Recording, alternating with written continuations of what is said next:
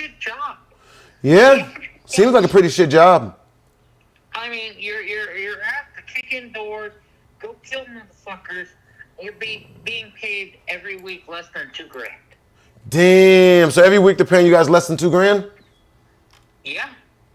Bro. It's bullshit. That's hella bullshit. That is a shit job.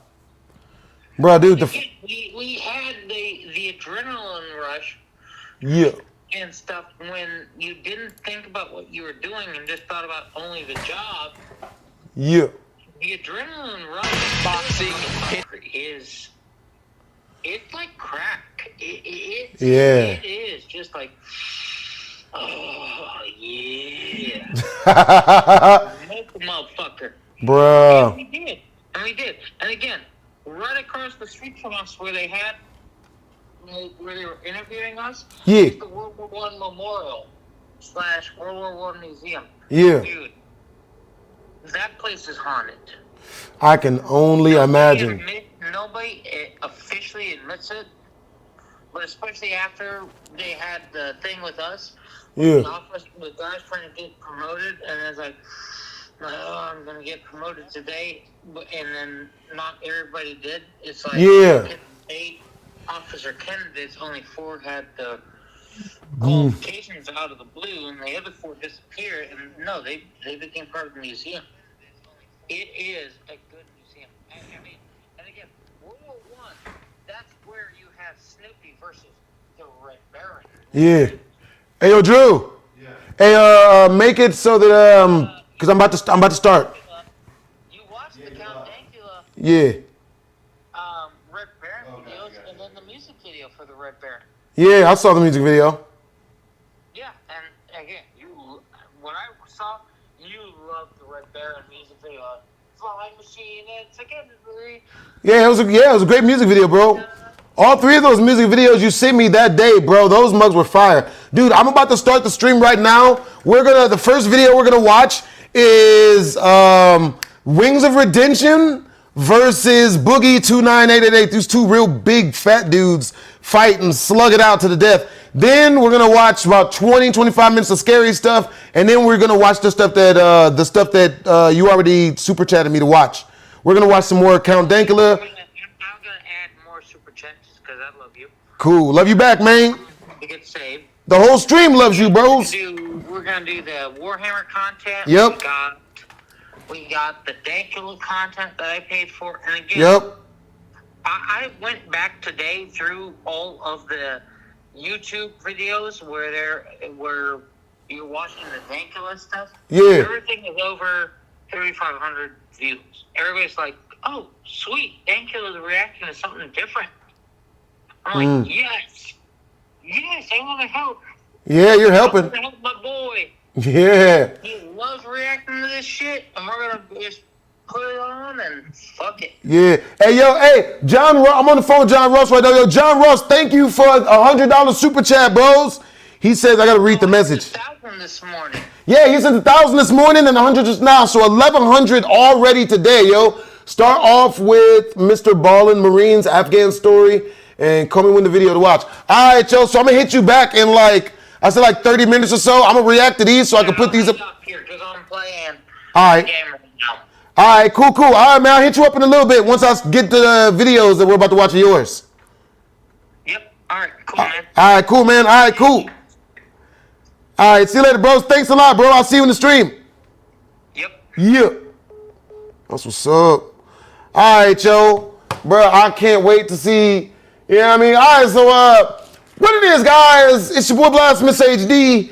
Today we are back to watch one of the most anticipated fights in all of YouTube that I didn't even know was about to happen, bro. Bro, how the hell Boogie 2988 or whatever the numbers in his name is gonna fight Wings of Redemption? Wasn't Wings of Redemption trying to bone his own sister? And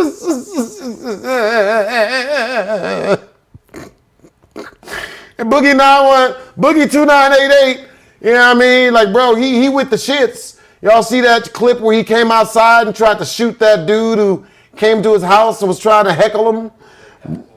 Bruh. All right, so let's do this.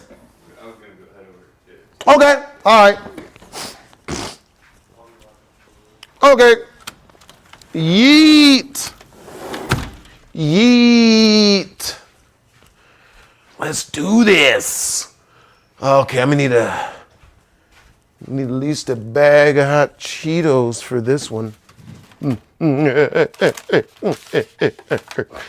Oh, yes. Let's see. Hot. Let's see.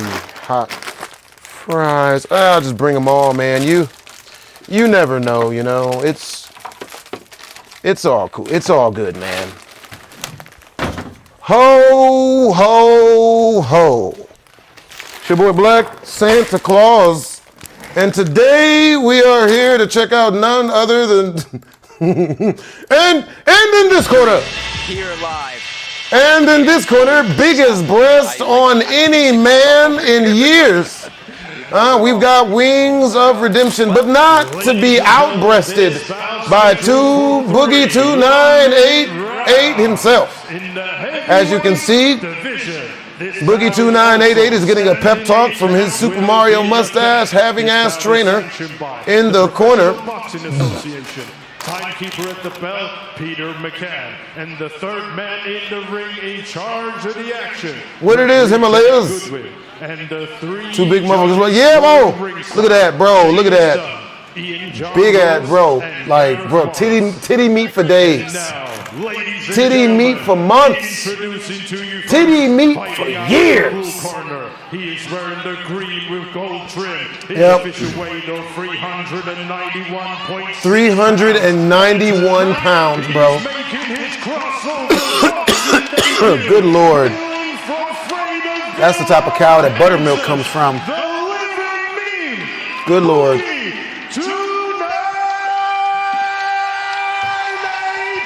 God damn. You know what? I'm rooting for Boogie, man. You got this, Boogie. You got this, Boogie. The ring fighting out of the red corner. He is wearing the red and black. His official weight of 404.2 pounds. And tonight, he is also making his crossover boxing debut. Hailing from Conway, South Carolina, Jordan, the legendary gamer, known as... It's Wings of Redemption, sex with his own sister. What's his last name? Wings of sex with his own sister, Redemption.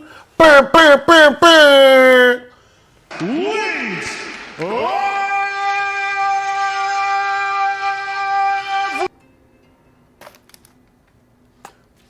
Hey, what's up, yo? Yeah, finish up with this bullshit wrestling. I'm gonna donate another $1,000 here in a second. Oh my God. That we can all enjoy Dracula and other history stuff. I got you. All right, I'm gonna speed past the scary stuff. Yeah, I mean, we're gonna... The cringe. Let's be honest. That's what we're watching. Duh. Of course you is. Okay, that's what's up. That's why I'm watching it. Yeah, fight. Yeah, fuck him up. Oh shit. That's understandable. I hear. Give me a second. I'm gonna go ahead and finish this fight. I'm gonna call you. Well, we'll jump back on call after the scary stuff. That way I can. Let's just skip to Mr. Ballin. And if you're questioning what video it is, give me a call so I can tell you what it is on the screen. All right, you said you want to skip to Mr. Ballin? Mr. Ballin, and this is the only scary story ghost video that the U.S. military actually acknowledges. Oh yeah, I said this was good. All right, cool. Keep me on for this. Yeah, we'll watch the fat people later. This gets weird. So you say, With how we handle this. yeah. Afghanistan. That's wild though. You said you donated another $1,000. That's wild. Let me see. Mr. Ballin, what's the video called? Afghanistan Marine. Mr. Ballin, Afghan bro, man. There's like It's like 1/3 of another music video, man. Dude, I'm gonna have to hit the studio tonight. Mr. Ballin.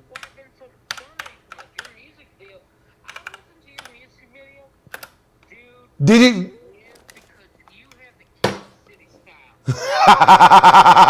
You really like that music video? Which one? Which music video? The Afghan Ghosts.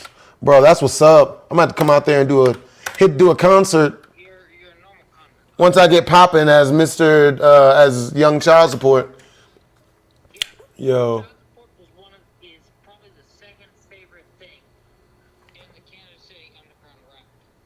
Nigga. Yo.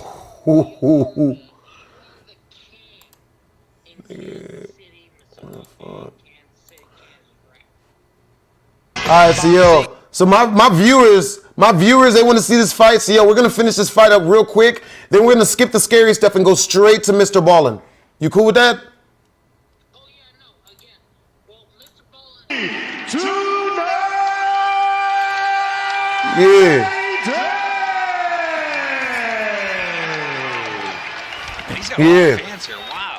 He does. And his opponent across the ring, out of the red corner. He is wearing the red and black. His official weight. Yeah, you prefer the squad. 104.2 pounds. And tonight he is also making his crossover boxing debut. Yeah. Here we go. Don't hold. You understand? I like how Boogie took advantage Cool. this was all happening, sitting down in the corner, reserving that gas tank. Very smart. Yeah. Need some smarts. Second round. Guys, Wings looks locked in over there. He's Damn. ready to go. All right, cool. Hey, let me call you back in like 5, 6, 7 minutes. This fight is not gonna take long. I hear somebody loses in like 5 minutes. Ass kicking. Hey, I'm gonna call you back in like 5, 6 minutes. All right. I am betting on Boogie 291 win 8. Hopefully. Deal. Green pants. Let's go Boogie. All right, I'm gonna call you back once this video is over. All right, cool. All right, cool. Do. All right, y'all. Come on, Boogie. God damn. Boogie, don't. His breasts are bigger than yours. Oh my God. Oh my God. Damn. Immediate pressure. Boogie, don't. Boogie. Hit. No, Boogie, don't. Hit him in the titty. Hit him in the breast. Grab his nipple and God, Jesus. Titty twister. Titty twister.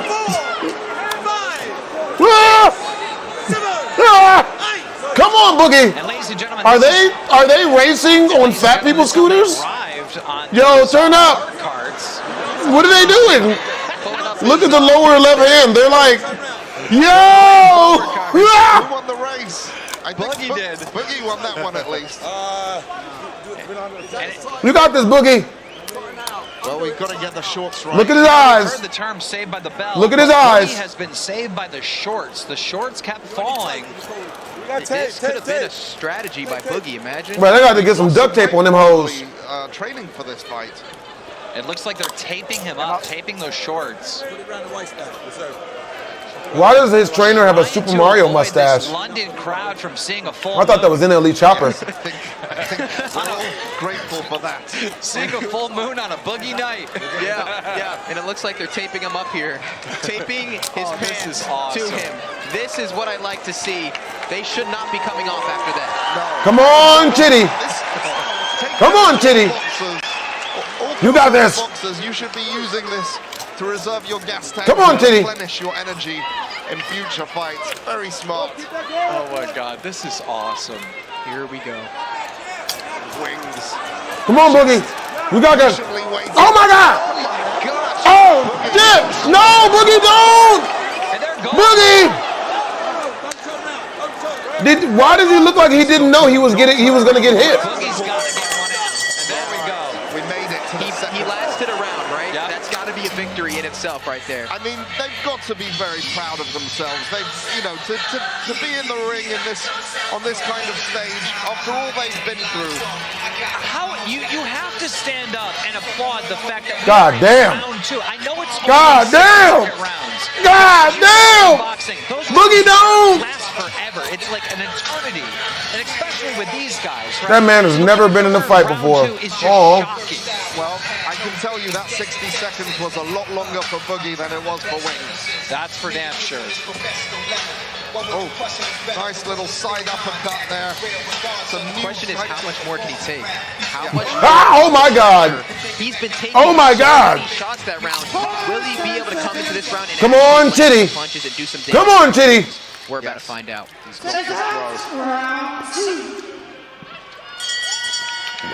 Boogie's just got to go for it. He's got to get that Hail Mary punch in. I'll be right back. Boogie's got to face him. There we go. He's just walking into the punches there. At least he's throwing a couple.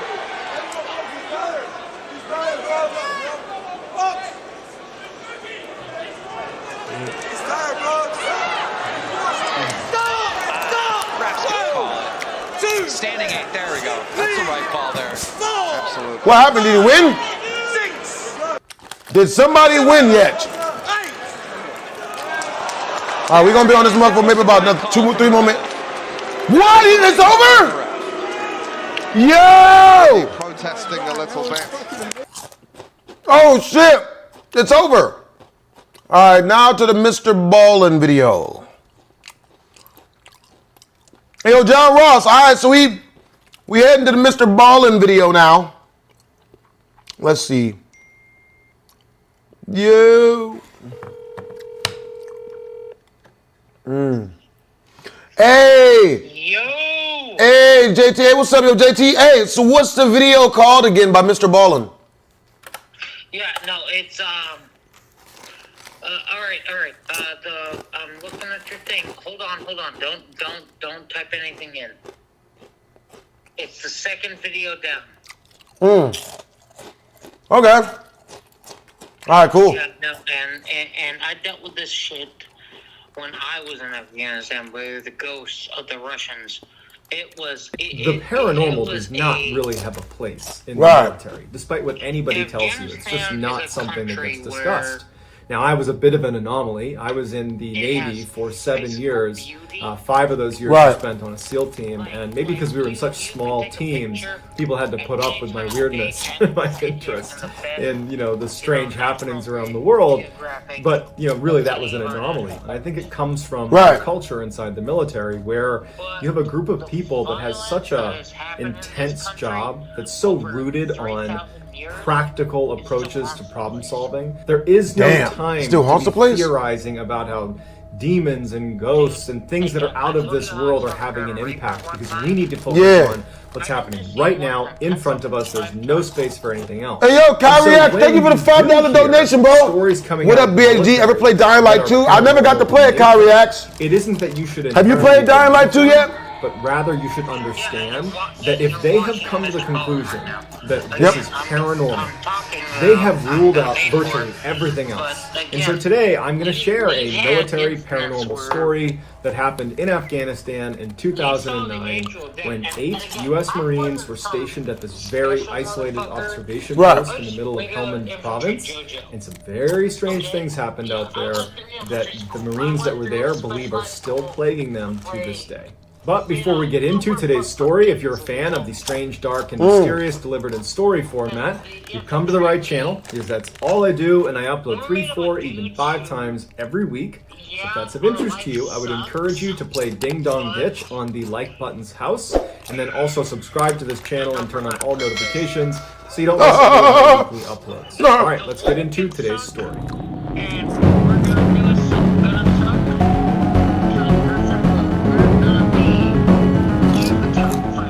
In June of 2009, U.S. and NATO forces surged into Afghanistan. Troop numbers escalated dramatically in preparation for this massive offensive against the Taliban. During this surge, a very small team of Marines, 8 Marines, were given a mission to go to an observation post in Helmand province where a group of British soldiers were stationed at the time. An observation post, or OP, as it's called in the military, is any location where you're able to observe, hence the name. You dealt with them Most multiple OPs, times? if not all OPs, are located on high ground because that provides you the best view. OPs are very strategically valuable. You have the higher ground and you can see what's going on around you. And so as a result, OPs become prime targets for attack. Now, the OP that these Marines were going to, OP Rock, was a little bit unique. It was strategically very important, but it didn't really have the higher ground. All around it were other large pieces of terrain, which meant if you poked your head up for too long, you might get shot from a sniper on the mountain. And so OP Rock was like a very dangerous and isolated place to be. Not to mention laughably small and had almost I hope this one was enemies. It was basically a couple of HESCO barriers, those big brown squares that get filled with sand and dirt to stop bullets. And then, you know, not even cots. They slept literally on the ground. Kyrie, thank you for the $2 donation, bro. I did, it's dope. Let's get scared. To be there for 60 days, where they were not going to be able to go anywhere. They were just isolated and stuck on this tiny little wasteland in the middle of Afghanistan. The 8 Marines were led by Sergeant Green, and his second in command was Corporal Lena. The other 6 junior Marines were Zolik, Hoyt, Wilson, Parker, Smith, and Gibbs. After driving their up-armored vehicles all the way through the snaking pass, they get to OP Rock, and the British soldiers are there anxiously waiting for them. Normally, anytime you turn over with any other unit, you do something called turnover operations, where because you're new to the area, you want to go out and do like a presence patrol or something to get a feel for the area with the people who have been there, to kind of give you a lay of the land and say, hey, look out for this area. We think there's IEDs over there. Remember, if you're over here, you're in plain sight of the enemy. They can shoot you. But when they got there, the British... I'm good on the biting of asses, bro. I'm good about biting asses, totally yo. weathered and beaten down and ragged. I'm good. They've been fighting at OP Rock for decades. But they'd only been there for 60 days, the same amount of time that these Marines are about to be there. And before they leave, one of the British soldiers turns and says, hey, just so you know, if you dig anything up here, just put it back. And the Marines look at him like, what are you talking about? And he doesn't elaborate. He just says again, if you dig anything up, just put it back. Trust me. So that night, the men have settled into their new home for the next 60 days. And the way it works on any base in the world, but certainly in a war zone, is there's always someone manning a guard post. And so the first night, it happened to be Corporal Lena's turn to be on watch. Corporal Lena is the second in command of these 8 Marines. And he was up in the guard tower, and you got to put yourself in his mind, okay? Yeah. Even if you've never been to Afghanistan, just imagine being out in the middle of nowhere, like in the middle of a mountainous desert with no village, no people, no anything. Hey, yo. But at the same time, you are hanging it out there. You are totally exposed. There are people in the mountains around you that want to kill you, for sure. And it's you and 7 other sleeping people right in your little tiny OP. All you got is a radio where you can call back to your main base that's far enough away that if something bad happened, you better hope that 1, you can get through to them, and 2, they can get over here as quickly as they can. And the great fear when you're in these remote locations is that you're going to get ambushed. There's so many stories about these complex attacks being launched on these small little outposts where all of a sudden groups like these 8 Marines just get totally overrun by the Taliban. So it's a terrifying thing. When I was in Afghanistan, I didn't stand all that much guard duty, but when I did, you know, you're up in the shack and you're kind of looking out into this like vast expanse of kind of nothingness. And you're wondering, like, are people watching me right now? You know, is someone taking aim at me right now? I mean, you're protected and you're doing all the things you're supposed to do, but nighttime in Afghanistan, standing guard duty, it's very eerie. And so this first night, Lena is up there, it's very quiet, and his radio that's right next to him, like imagine like a big walkie-talkie, right? Military grade radio. It starts crackling. Military radios, at least American military radios, are from the 1950s and they have basically not changed. They're very durable and they work, but it's not uncommon for them to falter. And that's why we have people that specialize in just radios that can fix these things for us. Because if you lose your line of communication... Hold on, give me a second. Hey, yo, Blue Ego fan. And he starts hey, yo. crackling on the radio. Yo, get out of my stream, bro. Suck a dick and get out of my stream, nigga. You got a problem. Fuck out my stream, nigga. ban them. Ban them. You know what I mean? If you got a problem with what I'm watching, then suck a dick and get the fuck out of here. Real talk. You know what I mean? And so he notices it, but he doesn't. No, they tripping, you know what I mean? Like, I don't know, they said something about donation or something. I don't know what they're saying. But I don't know. Yeah, if there was a thing, chat, dude. Doesn't think much of it. And the crackling stops, and he's looking out into the mountainside. Man, Kind of honestly, doing his typical guard. I'm not really one for politeness. You know what I mean? If somebody got a problem, then they can just suck a dick and go. Like, I don't know why, like, they think I give a fuck. I don't know why. No, I get that. Like, but you're allowing me to use your stream, so I'm trying to be polite to chat. yeah, bro, you done sent like $1,100 already today for us to watch this. Like, so if Blue Egg got a problem, he can suck a dick. His mother can suck a dick, can suck this dick. You know what I'm saying? And he can get the fuck out. Instead of talking and being a rational human, Like, I don't. throwing a pissy fit. Okay. Nigga. That's fair. That's fair. Fuck him. Those are his only choices. Either suck this dick or get the fuck out. Send me pictures of your mom so I can see if she qualifies to suck this dick. I bet you $5 she probably doesn't. And again, when I talk about the white views of the Civil War, I'm not duty. defending Then the crackling picks up again, and he thinks he can hear someone speaking in the radio. It didn't sound like English. It didn't sound like even words necessarily, but it was a little bit louder. Now he's really paying attention to it. Because he was worried his radio might be going bad, he first took the battery off, looked at it, blew it off, reconnected the battery, rebooted it, and put it back down. And he's a little more keyed into his radio. And then a couple minutes later, he hears this crackling, and now he can clearly hear someone's voice. And it sounds like Russian. He thinks someone is speaking in Russian. This is an encrypted radio. You're not picking up random signals all over the place. You only are picking up people that have your crypto. And it doesn't make any sense to pick up somebody else's voice. This has to be someone on your team. And so he thinks, okay, I'll check in with the main base, because my guys are all asleep right here. They're all sleeping right there, 7 of them. There's no beds. They're laying on the ground right there. I can count them. No one's on the radio. So he picks up the radio and he calls into the main base and he says, hey, is anybody pushing traffic out this way to OP Rock? And like right away, they get a response from the main base that says, no, we're not pushing.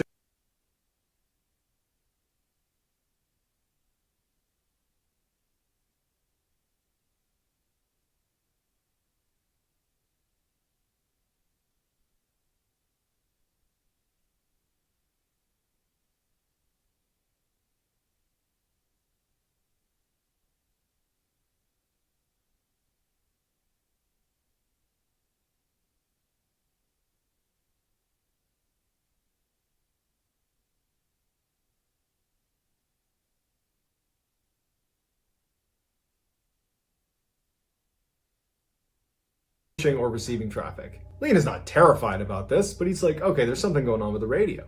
The crackling and gurgling and weird sounds would persist throughout the night to the point where the next morning when the next guard came on duty, he said, hey, I think there's something strange going on with the radio. You should probably go switch it out and get somebody else's radio while you're up here. Lena's relieved of guard duty and he goes down to check on the other Marines. And at this point, everybody's awake and, it's the start of their first full day at OP Rock.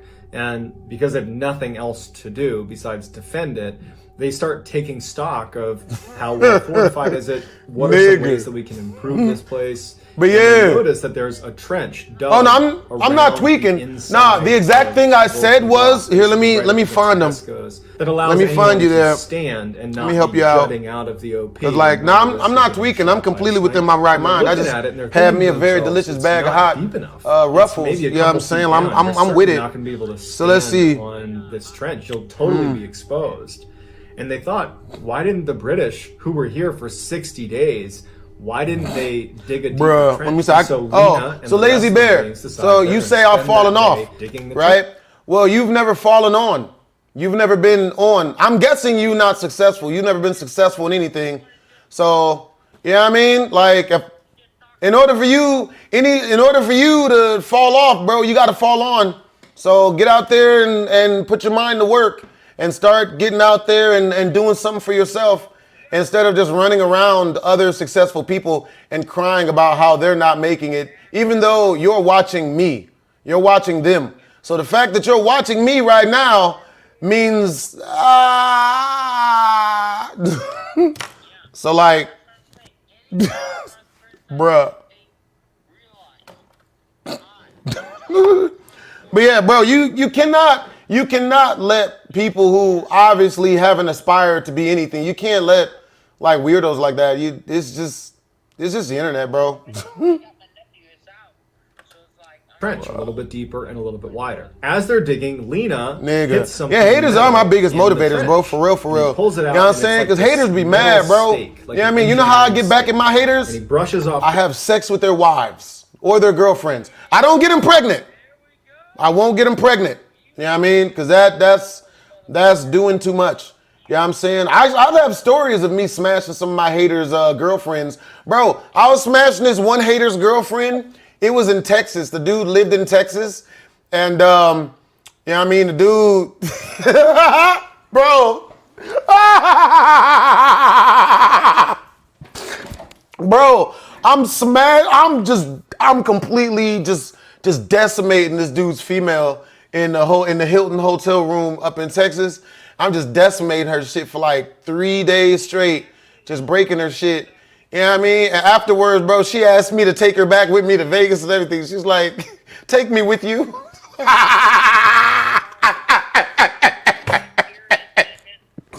Oh, shit. Take me with you. Listen to this story. What? I went to my dad. What? My dad was annoyed about the person who had the dirt on the steak, and he's looking at it, and he can see some foreign writing, and it looks like Russian writing. And he's thinking to himself, oh, that's not that weird. Back in the 80s, the Russians were here, and it's totally possible that they may have left some of their gear here and it got buried. About 10 meters away from Lena is one of the younger Marines named Wilson, who's digging, and at some point he hits the ground and like a pocket in the soil opens up. And he sees there's some pottery and some pieces of what look like ceramics that are inside of this hole. And after pulling out some of the plates and pots, they pull out a huge human bone, a femur, your leg bone. They ultimately decide to tuck the leg bone back into where it was, and they stop digging in that area, and they continue to dig in the other sections of the trench. But they couldn't dig more than a couple inches before running into more human remains. And by the end of the day, they had unearthed dozens of skeletons inside of this trench. And so they realized that this is probably what the British meant when they said, if you dig something up, put it back. A couple of weeks go by, and the Marines at this point have accepted that they live in a very creepy place. And on day 13 of being at OP Rock, Hoyt, who had just turned 20 years old, is up on guard duty. As he's sitting there, he starts getting this really uncomfortable feeling that someone is right behind him. And so at one point, he turns around to look at what's behind him, basically looking back into the camp itself. And now, coming from outside the wire where he had just been looking, he hears this horrible, blood-curdling scream. He turns around and he's looking out. He's got his night vision goggles on. He's looking around for anything. And all of a sudden, a couple hundred meters away, he sees a man running between one bush to another bush. Now, they know that at any time they could get attacked. So they're not thinking that this could be anything other than the Taliban coming to attack them. And so the other Marines have jumped up because they heard the scream, and they're looking to Hoyt to be like, what's going on? Hoyt is saying to them, I got a guy, he's about 200 meters away. I just saw him running right to left. Lena runs over to the edge of the HESCO, and he raises his rifle with a thermal imager on it, and he's looking out, and there's no heat signature out there. It's totally cold. There's no animals, there's no people, certainly, there's nothing. And Lena is yelling to Hoyt, where is he? Where do I need to look? And Hoyt's saying, he's right there. I just saw him go behind that bush. But Lena is looking out and he can't see anything on thermal. And he's like, I don't see anything. There's no one out there. The Marines also had a dog that they inherited from the British soldiers that had been there. Her name was Ugly Betty. They loved Ugly Betty. They took care of her, and she was apparently really good at identifying when people were coming towards the OP. So she was a great watchdog. And this whole time, she had been looking in the same direction that Hoyt had seen this figure, and she is barking like a maniac. And even after they're looking with thermal and they can't see anyone out there, they can't get Betty to calm down. She's completely transfixed on the area where Hoyt had seen this figure. So for the rest of the night, the Marines are totally on guard, anticipating at any moment that they're gonna get attacked. Someone's gonna take a shot, they're gonna throw a grenade in, because we lost this guy who was right there in front of us. So eventually, the next day, when they didn't get attacked, they just kind of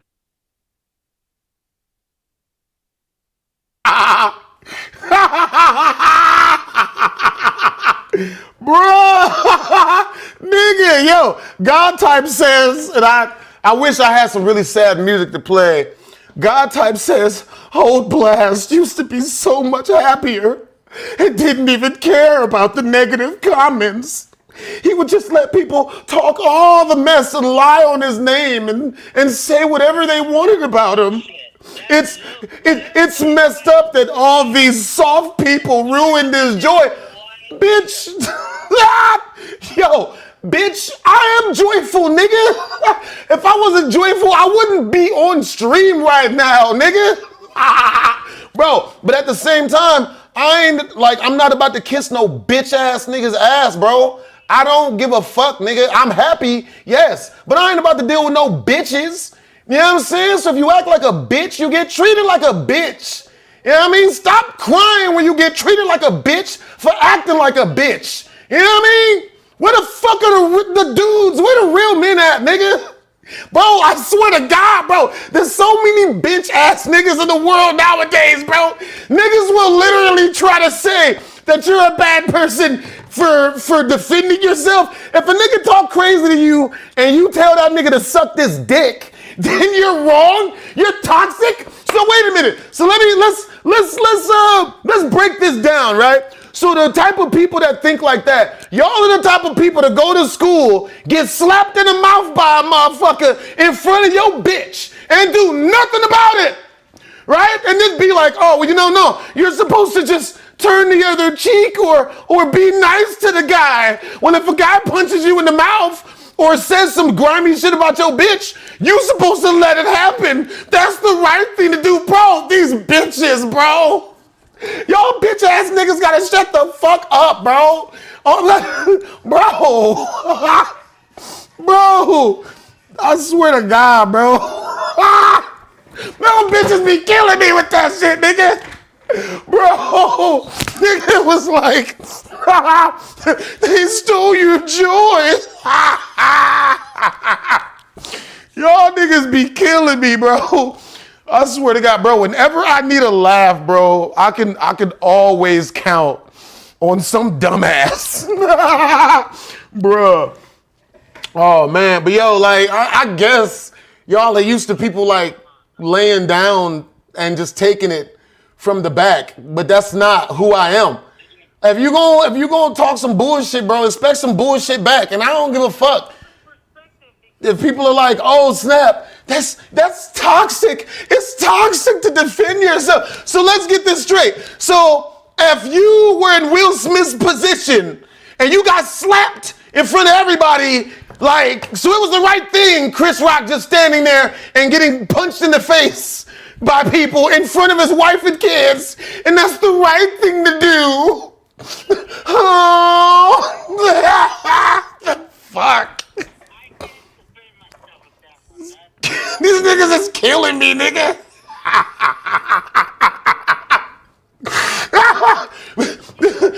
If someone talks shit to you and you tell them to go fuck yourself, then you're not happy.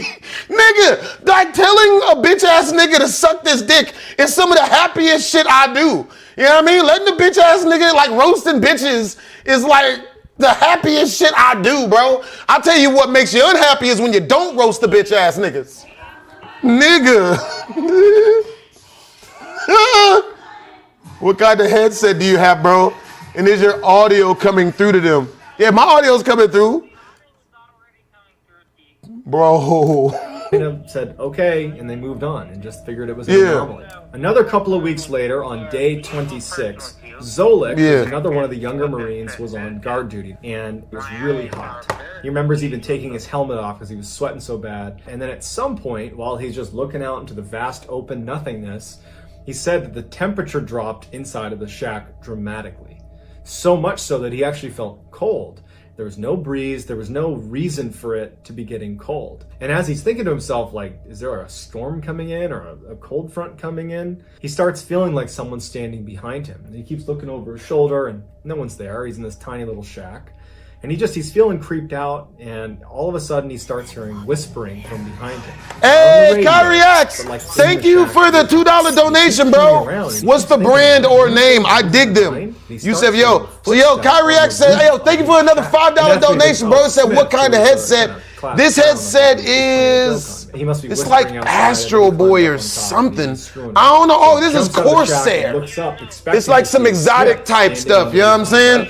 But no one's on the guard shack. At this point, Zoe looks pretty spooked. He does a quick search on either side of the guard shack, thinking maybe Smith. Yo, you said you said you want me to check out Gettysburg Part 1 and 2? Already seen with the, What time is it for me? It's 8:25 right now here. Bruh. Oh shit. Hey yo, the phone's being weird. This phone's being weird, JT. The phone is being weird. Nigga. I don't know, I think my phone is being weird. Nigga. And of course, sees that the other 7 Marines are all asleep. So it wasn't Smith, it wasn't any of his teammates. At this point, he goes back. Yeah, my phone is dead, unfortunately. I mean, so any I gotta charge it. Light up like I'm gonna put my phone on the charger real quick. Saw them on a thermal, and he's standing outside all around, thinking, "Did I hear someone who's out there?" Because they had that weird run-in 2 weeks earlier with that random person at the top of the line. He's thinking maybe there's somebody else out there. He sees a man standing 100 meters away. Y'all niggas be mad funny, bro. Like this. Oh, God. Was so caught off guard by the way he was standing. He lowered his rifle to look because the moon was pretty bright. The illumination was pretty good. He couldn't really see him again, so he brought his rifle back up. And now yo, Wukong, hell yeah, I'm joyful, bro. Like, look at my laugh, nigga. Bruh. He was really stressed out about being. Oh shit. He was really down. Hey yo, Geekman12 Yeet, thank you for becoming a member. You know what I mean? All right, I got a little bit of charge on my phone. I just got a little bit of charge on my phone. Hey, what's up, JT? Bro. I think of all the Marines there, he was depressed.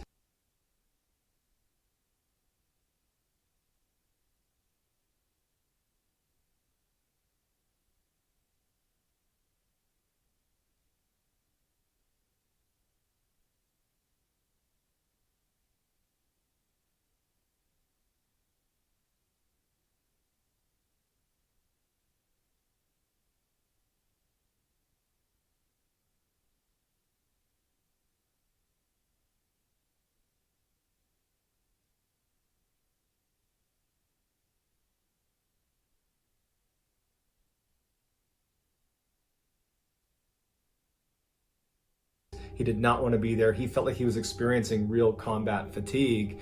And he thought at this moment that he's losing his mind. Between the whispering and the footsteps on the roof and seeing this person with his fist raised. And so instead of telling people that he had potentially just seen this person out along the perimeter of their OP, he started to convince himself that you're just losing your mind. You're stressed and you're hallucinating. You just got to calm down. For the rest of the night, he would not see the figure on his thermal or anybody out there.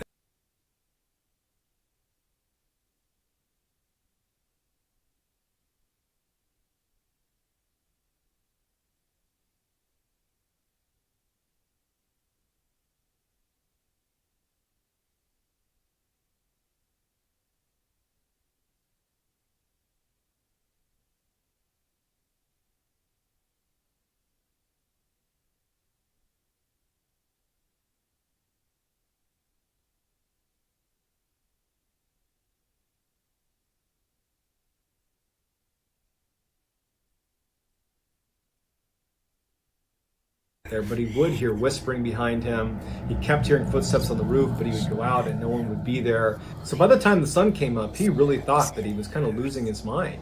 And so he went to his leadership, Sergeant Green and Corporal Lena, and he told them about what had happened the night before, about, you know, seeing the figure that had disappeared and hearing these whispers and the footsteps. I mean, he really thought that he was losing it, and he requested to be transferred, and they granted it to him. And the other 7 Marines were really upset about that. They felt like he was kind of abandoning them, and they were really critical of the reason for him leaving. They're like, oh, you're just playing the crazy card. You're just making that up so you can leave this crappy place that we don't want to be here either. So they were not taking seriously what he claimed happened. They just believed he was using the crazy card to get out of being at OP Rock. Just a couple of days after Zolik's departure, Lena is on guard duty in that guard shack, and as he's looking out, Ugly Betty starts barking really aggressively towards the area that Lena is looking at. And so he raises his night vision goggles and he's scanning the mountainside looking for any sign of people that perhaps Ugly Betty has sensed. And he stops when he sees what he believes is a Taliban scout standing on the mountainside, who's pretty far away, a few hundred meters away, and he switches to his thermal scope to confirm that it's a person before he engages. And when he raises his thermal scope, there's nobody there. There's no heat signature anywhere. But Ugly Betty is still barking like a maniac in the direction of where this potential scout was standing. And so Lena goes back to his night vision goggles like a second later, and he's looking, and he sees the same scout now about 100 meters closer to him, way closer to him. Like impossible to cover that distance in that amount of time. He practically falls over when he sees it. He switches to his thermal and he's getting ready to engage, but there's nothing there. And this is all happening in a matter of seconds. He goes back to his NVGs and he's looking and there's nothing there. And as he's about to go to his thermal for one last look, he feels a tap on his shoulder, which he believes is going to be one Yo, of the so Marines Bill's that must have heard Breast him tipped frantically $3, bro. He said, hey, thank you, Bill's Breast, for the $3 donation, bro. He said, fat females or skinny females. I like skinny At this females. point, Lena You felt know what I mean? bad I like because in-shape he was females. critical of You know what I mean? Zolik. I don't really like big girls. I'm not a big girl chaser. I don't like no female with no beer belly. I don't like a female with like super duper long and wide titty. Yeah, you're fine. Yeah.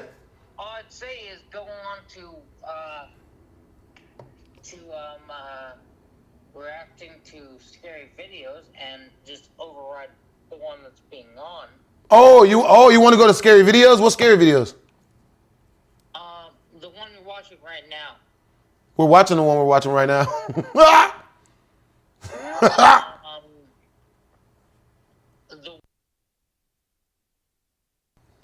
The one dude?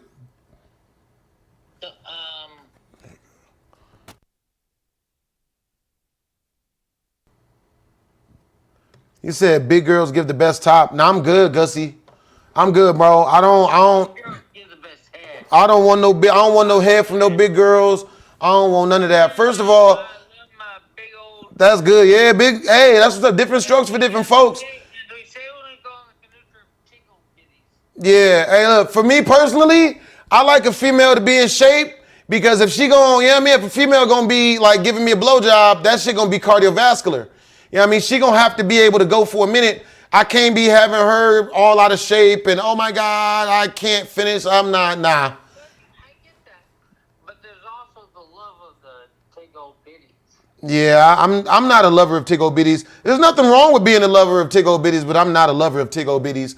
I don't want no big females. I don't want no thick females. We have that, and it's just. Nigga. Taste the milk. And yes, she lets you suck the milk.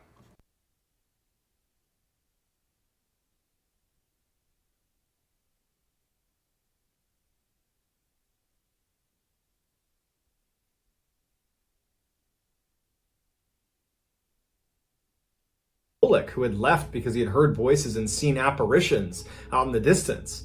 And here's Lena, the second in command of the group, having the exact same experience. But over the next 10 days, Hoyt, Smith, and Wilson would all have very similar experiences in that guard shack. And after a while, they all began sharing their stories, and they all realized that Zolik probably wasn't lying, and we were unfair to be critical of him because we've all experienced this now. Then on day 59, the day before they're scheduled to leave, all of their radios go dead. All of them.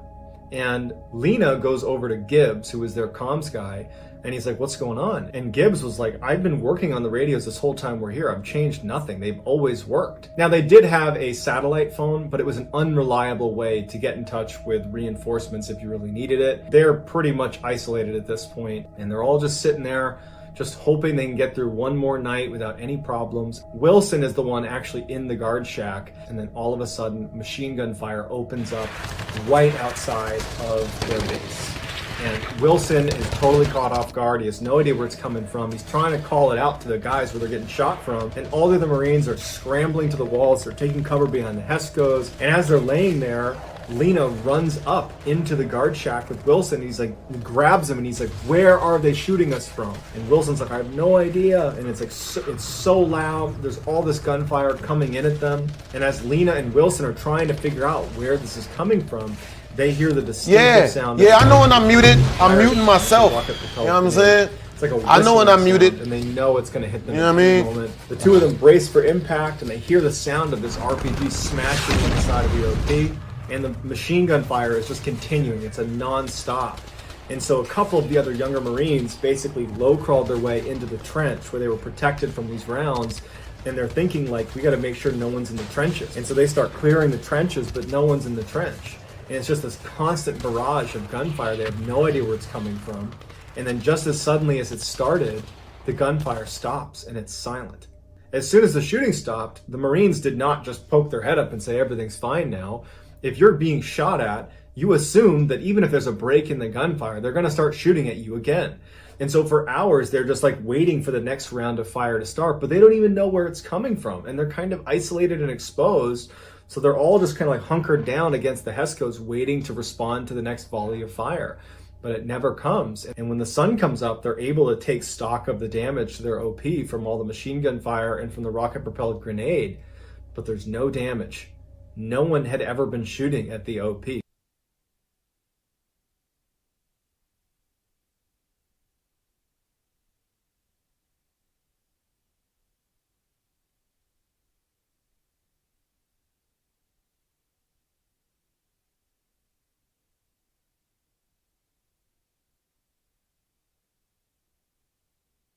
A home security camera shows a couple sleeping inside their bedroom when something extremely creepy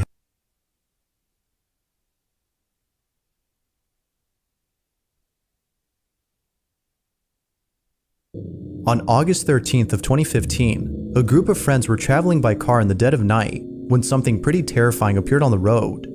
The vehicle's dashcam captured not only this creepy encounter, but also the reaction of those inside the car. Although not much else is known about the video, the group's response is enough to let us know that what they'd seen has left them disturbed. This is what they saw.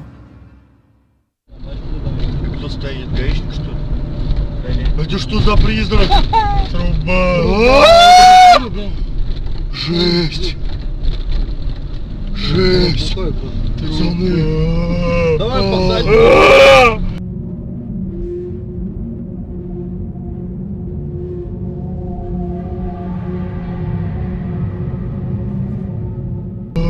Давай посадим!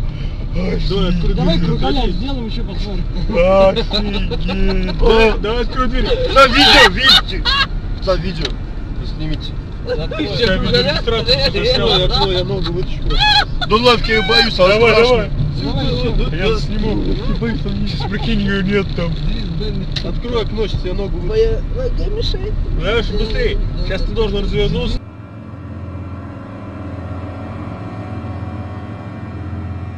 Видео. Давай. Она опять руку сама сейчас испугается. Жесть, очень стало.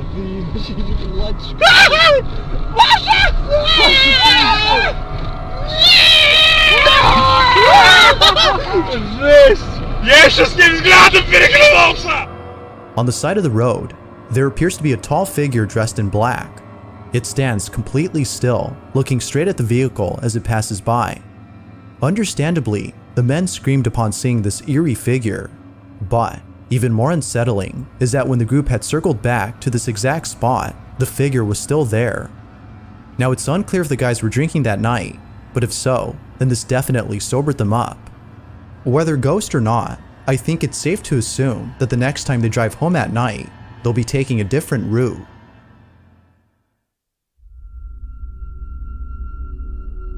The following video comes from Donna Ayers, who can't help but feel that something is haunting her. According to Donna, there have been strange happenings inside her home that neither she nor her family could explain. In 2009, Donna's brother had passed away due to unknown reasons.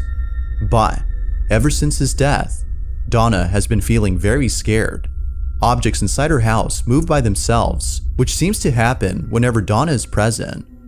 While some believe that her brother's ghost is responsible for the unusual activity, as it might be a sign of him reaching out to her, Donna believes that something else is inside her home, something very malicious.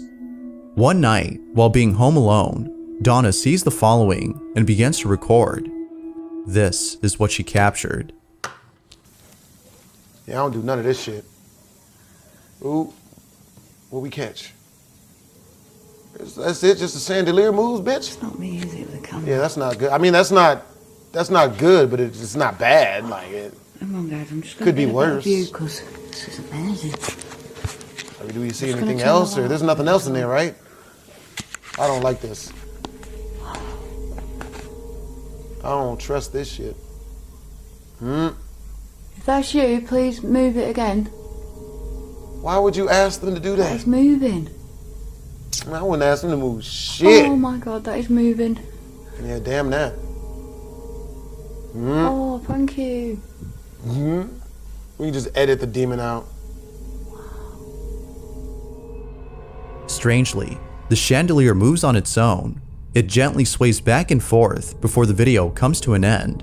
Like with most occurrences seen by Donna, this one has left her spooked. But this wouldn't be the only occurrence caught on camera, as something way more creepy is captured.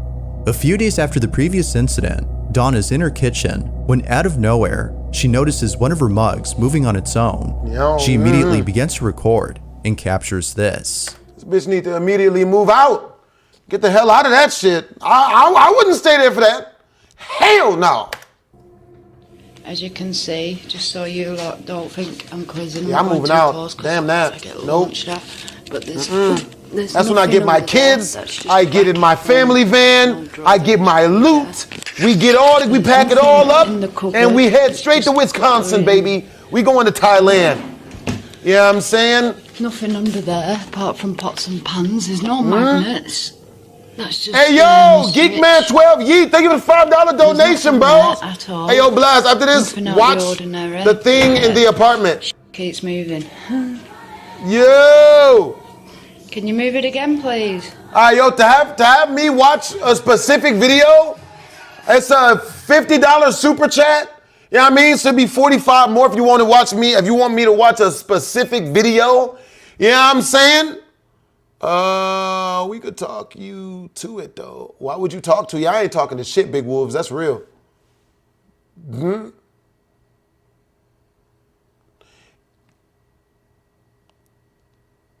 Oh my God. Bruh. Oh my God, bro. You gotta be one of these she-males. Yo, God type, you a Thai lady boy? I don't know why. You just give me, I just feel like you could be like a Thai lady boy. I don't, like, I just see it. I just really do. If you're here, move it. Yeah, you don't fight no demon. You just move. Who fights a demon? I'm not fighting no demon. Hell no. Yeah. What's going on? What are we doing? At least drink the cocoa out of it first, bitch. You better not waste that hot chocolate. It's just an old metal cup. Bro, that's a depressing ass coffee tin right there. That dog looks unhappy as shit. No! Maybe I did it with my mind. Maybe I have telekinesis now. Dry. So there's no oh shit, this bitch got tattoos? Yeah. If there was nothing below the counter that could have been moving the cup, then how was it doing this on its own? Absolutely With all of the not. occurrences Donna has seen, she believes that something supernatural had done this. Although not sure what exactly had moved the cup, Yeah, I wouldn't the do same this. paranormal entity is thought to be responsible for the following incident. Unlike other incidents though, this BHD got superpowers. Bruh. No, don't come to Wisconsin. We kind of suck, but can be the coolest people. Shit, man. Yeah, dude. Some of the coolest people I know suck, you know, and all of them are women. Yeah, I mean, they so cool that they suck. So, you know. I ain't fighting no. I ain't about to fight no. I ain't fighting no ghost, bro. Nah. This one has got Absolutely to be the not. creepiest. BHD for real. What's up, Anita King? At the start of the video, Donna's informing BHD got us of a strange telekinesis. incident involving her toy fish tank, which we can see in the footage. But while telling us what happened, something pretty creepy is captured. We can hear Donna's daughter. Them's my superpower noises.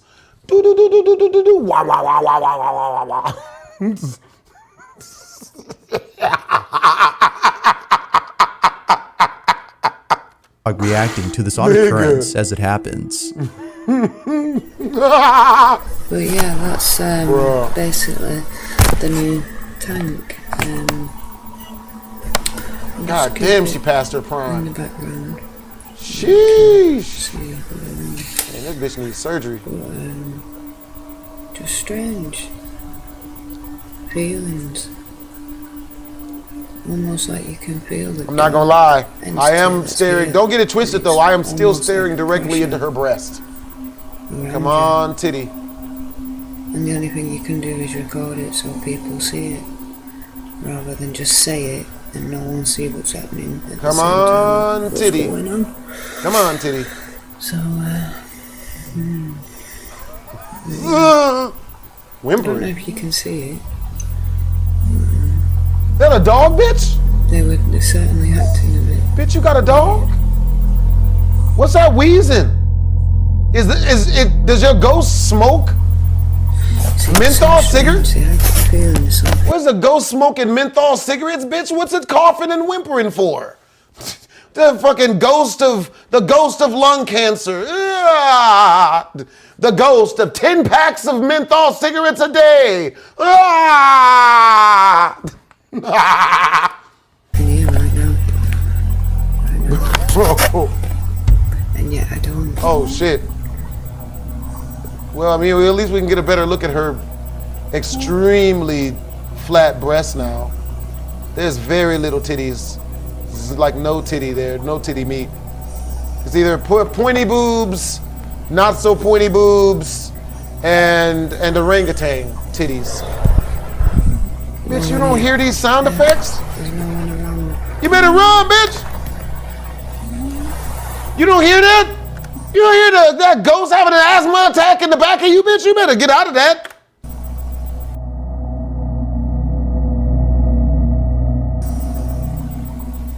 I don't know if you guys are seeing that. It's bringing tears to my eyes. What are we seeing? No one gets it. See what? My chain's moving on my neck. Mysteriously, her necklace appears to be tugged by something. It is at this point that she's seen enough to be brought to tears by this incident. Now, it's worth mentioning that Donna had played with a Ouija board prior to one of these incidents. Oh boy. She believes that this might have worsened the activity in her home, You but think? isn't sure if that's the case. Viewers beg to differ. But, as always, I'll let you be the judge as to whether or not something paranormal is happening. Are all of these events indicative of something supernatural? Or is something else going on here?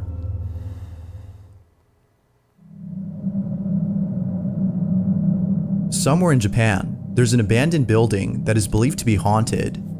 About a year ago, two friends had paid a visit to this building. They check out the place and agreed that there's something very unsettling about it. However, the reason for visiting this building isn't just to explore the place, but rather for something else.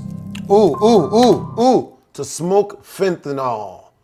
Huh? That's what all that's like the new thing of today. So see, get out of here, meth. You know, take a step back, cocaine. Everybody in the know knows that it's all about fentanyl now. You know what I mean? Have you died today? Well, if you haven't, then you need to try fentanyl man, it'll knock whatever health problems that you have right out of you, because you won't be breathing no more. You know what I mean? Like, I'm helping you guys. That's the cool kid stuff. Yay, fentanyl. Come on, meth. Sweet, sweet, delicious meth.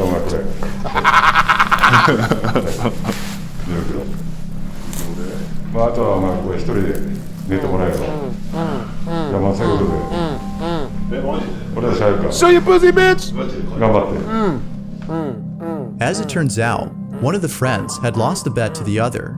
And so, for his punishment, the loser must spend the night inside this building all by himself. No. And just to make sure that he doesn't cheat or avoid this punishment, a camera is placed inside the room he sleeps in to record him at all times. As the bet loser spends the night inside the building, the following is caught on camera. Nope. I'm not doing it. There's no bet in the world. There's not enough money. There's not enough vagina. There's not enough titty meat. There's not enough, you know what I mean? There's not enough Chick-fil-A. There's not enough Chipotle burrito meat. There's not enough of nothing to be doing this shit.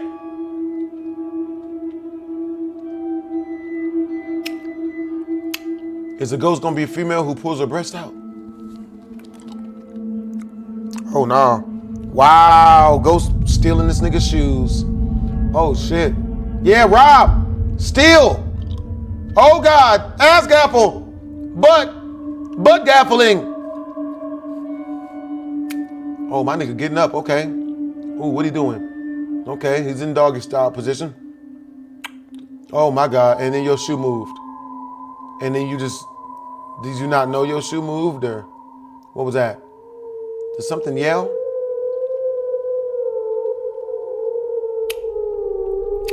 Why would anyone stay here, bro? Like, dude, this chalk. Out of nowhere, this person's shoes begin to move on their own. It appears that something was messing around with them. Bro, damn that, man. At least it wasn't Jordans. You'd have to shoot the ghost if they were Jordans. Hey, all I know, you niggas better not be touching my J's, cuz. Bro. Hey! A lich Hizui. Thank you for the $2 donation, bros. You should hunt ghosts, but with a loaded gun. I wouldn't trust any of that. Jasper the ghetto ghost. Nigga. Sierra Carnegie. Casper the not so friendly ghost. Hey, that's practical. What an ASA. Ghost needs some shoes. Hey, look, Ghost is about to take them shoes to the pawn shop, nigga.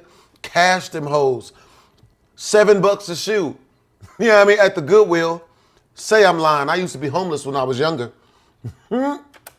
As if that wasn't creepy enough, around the same time the man wakes up, a figure of some sort can be seen walking slowly again. Gotta catch him all because he's Danny Fentanyl. Danny Fentanyl. That would be a really funny parody. We should make a cartoon called Danny Fentanyl about Danny Phantom when he's on fentanyl. That'd be funny. Against the wall before vanishing from sight. Viewers believe that something paranormal was caught. But of course, what do you think? Did something supernatural actually occur? Or is there a possible explanation for what happened that night? For more information on the story, you can check out the full video on the YouTube channel Fourth Wall. The following photo was submitted by Shockwave74, who writes, "This was a photo taken years ago by a wife and husband. They moved into a new beautiful home. The wife then decided to take a photo of her husband in the living area, but when they saw the photo, they were left terrified and shocked. The following is the picture she took." Oh my God. Y'all got Michael Myers in the background, nigga? What are you doing? This ain't Halloween, bitch. Is it? More at 11. If you look close enough, you can make out what appears to be a head in the background of this image. Now, although this might be an actual person, it's unknown if the married couple had any guests over during the time of this photo. But given their reaction upon seeing the figure, it's most likely that whoever, or whatever this is, was uninvited. Not much else is known about the photo, but I'll leave it to you to decide whether a ghost was captured or not. What exactly had the married couple caught in this image? If you caught something creepy on camera, over to scaryvideos444@gmail.com. That being said, let's get back to the video. Linnea, you're gonna make me laugh this depression away. What did Linnea say? Facebook user Dayana Kari works at a bank in Calo, Peru. The bank in question isn't thought to be haunted, but after watching this video, which was sent to Dayana by a That's what's up, Camerudin. I saw you on Raptor AI Capone, member. I have no idea. Wow, I just realized it's Mother's Day in 5 minutes. Oh, word? That's real talk. BHD, nah, bruh. Pizza's the cool kid stuff, not drugs, according. Yeah, I don't think drugs are really that cool or whatever, man. You know what I mean? Like stuff like meth, hard drugs. I mean, I smoke weed, but I don't be doing nothing. I've never done anything higher than that. And I waited till I was like 31 to smoke weed for the first time. You know what I mean? I don't do nothing over that. You know what I'm saying? I ain't looking to, you know what I mean? There's no meth, no cocaine, maybe some fentanyl, because that stuff will kill you, you know? But other than that, nothing else. Absolutely not. coworker at the bank. It might just be. The video starts off with said coworker who's recording a conversation that's being had with another employee, when all of a sudden, the convo is interrupted by something. This is what was caught.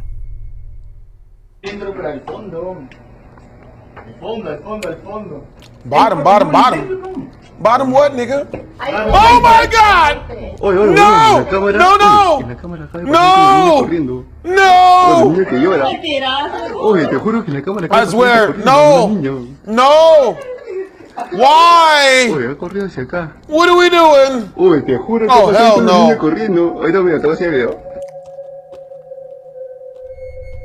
Now, the bank was apparently closed during the time of this recording, which doesn't make any sense as there shouldn't have been any customers inside, let alone a child. The employees in the video had been the only ones there, yet it seems that someone, or perhaps something else, was there with them. There has yet to be more information given on this video, but until then, we'll have to base our judgment on the recording itself. As always, what are your thoughts on this?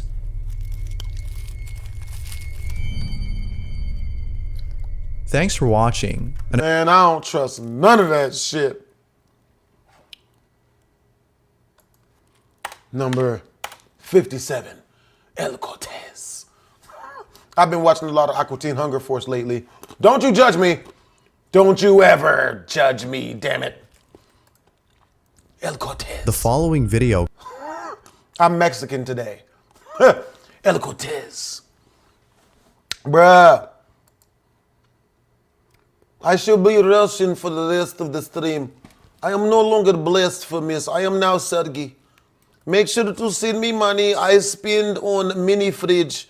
Make sure to get Sergey mini fridge off of wish list. Sergey is extremely attractive cam man. You know, it's like cam girl, but I'd not take top off. Sergey no take top off, huh? Comes from James Fodder, who recently bought a doll from a secondhand store. Apparently, the doll is worth a lot more than what the store was selling it for. Bro, that doll ugly as shit. How does he not know the doll is haunted? This man must not be from Mother Russia, huh? Look at this doll's teeth, huh? It look like insides of hammerhead shark's mouth. I do not trust it. For this reason, James had bought the doll. However, ever since bringing it home, strange things have been happening. From hearing strange noises at night, to seeing doors open and close on their own. James suspects that the doll might be responsible for the unusual activity in his house.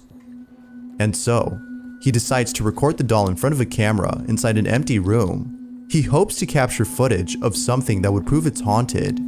Initially, nothing odd is captured in the first few days of recording, but then one night, something very strange happens.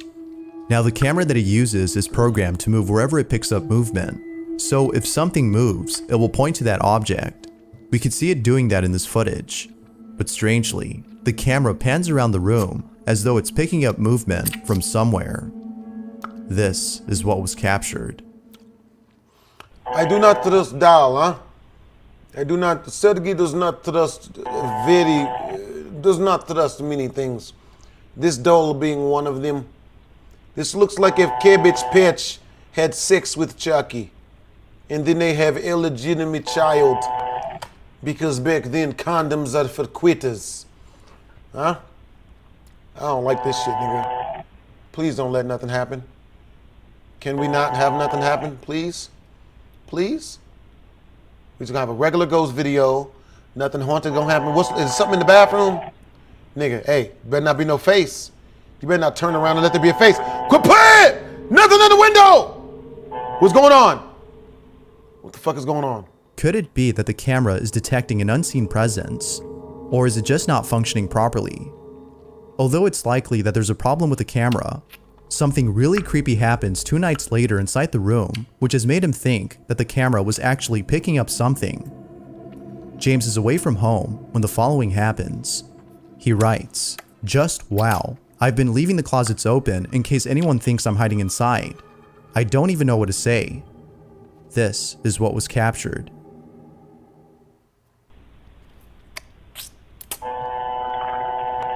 I don't like this shit. I don't like none of this shit, nigga. The fuck? Quit playing. Quit playing. Hold on now. Bitch, be cool. Just bitch, be cool. Nah, just be cool. Be cool, bitch. Don't you do this. Ah! Ah! Was that a huge nutsack? Was that a small scrotum? Somebody's testiculars went running across the stream. Out of James's bathroom comes out what appears to be a dark, shapeless figure. It seems to dart across the floor before disappearing from sight. James Rats! He's got rats! Kill it!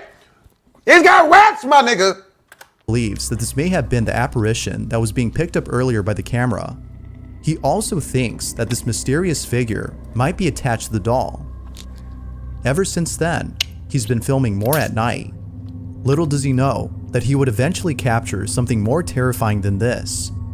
James is sleeping in his room upstairs when the following happens. That's a big ass roach if that's a roach. Even I couldn't fight that shit, nigga. Can you imagine if a roach that big flapped its wings? What do you do? What do you do if a roach that big flap? Oh, oh, oh, oh, oh, no, no, no. Please, I don't want this. I don't deserve any of this.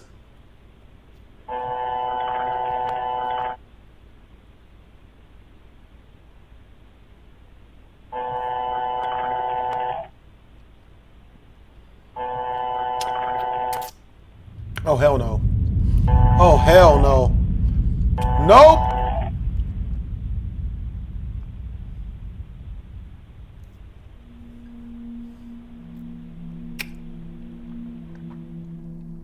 All of a sudden, the doll moves on its own. It appears to move for just a few seconds before abruptly stopping. Feeling very unsettled, James posts the footage online to see if anyone could explain this video. It's not sure if he'll continue to hold on to this doll, given what occurred, but it might be best if he keeps it locked up inside this room, as an occurrence like this definitely warrants it. As always, what are your thoughts on this? Had something paranormal occurred? Or had something else happened?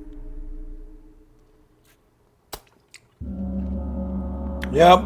Little Annabelle. The following video shows a priest who's about to give a sermon when something really creepy happens. Although not much info is given on the video, the title of the clip says it all, which reads, "A priest is about to give a speech, but immediately hears screams." The clip is pretty unsettling to say the least. This is what was captured.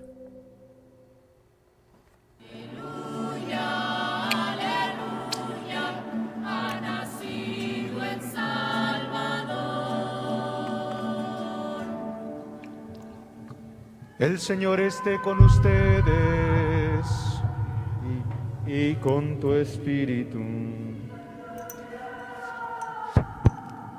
Lectura del Santo Evangelio según San Juan. Gloria al Señor.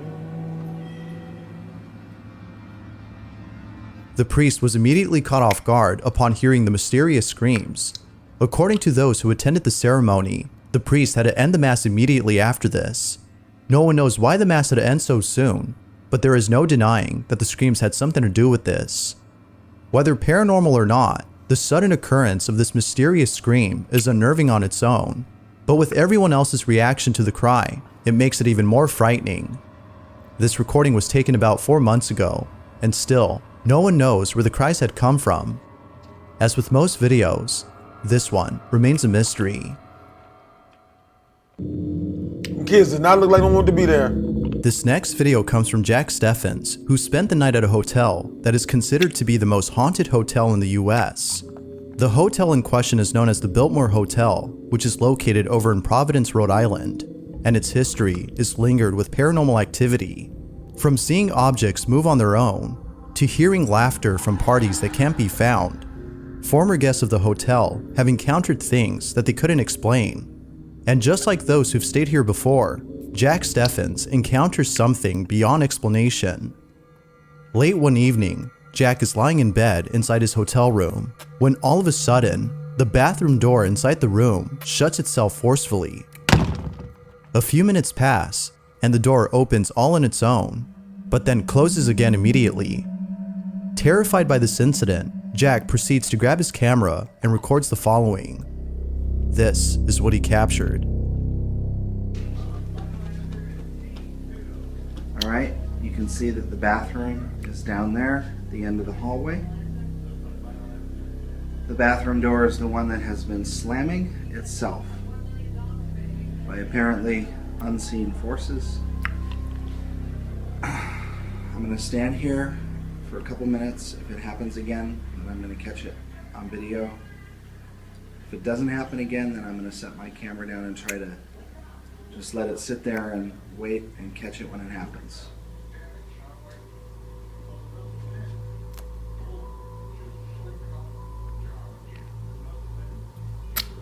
I don't like this shit. Anything can come out of that bathroom.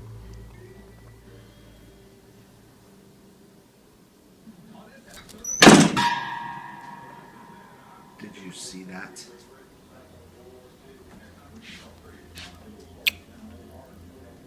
It just did it again. I cannot believe I got that on video.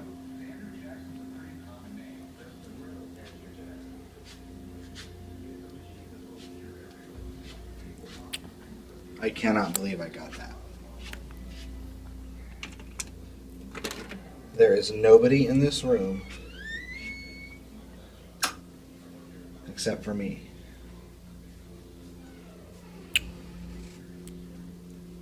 Which means you need to get the hell out of there, nigga. Run, ho! That is the freakiest thing ever. There's nobody back here.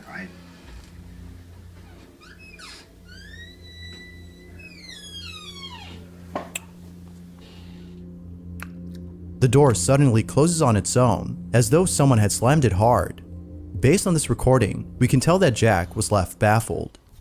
Now, if Jack hadn't recorded the inside of this bathroom, the authenticity of this video might have been called into question. It could have been that someone was hiding inside and waiting to close the door at the right time. However, as Jack shows us, no one is inside the bathroom. Given the history of this hotel, it seems that something unexplainable was caught on camera. But of course, I'll pass the judgment over to you. Did something paranormal occur in Jack's room? The power of Christ does save to get the hell out of there. You know what I mean?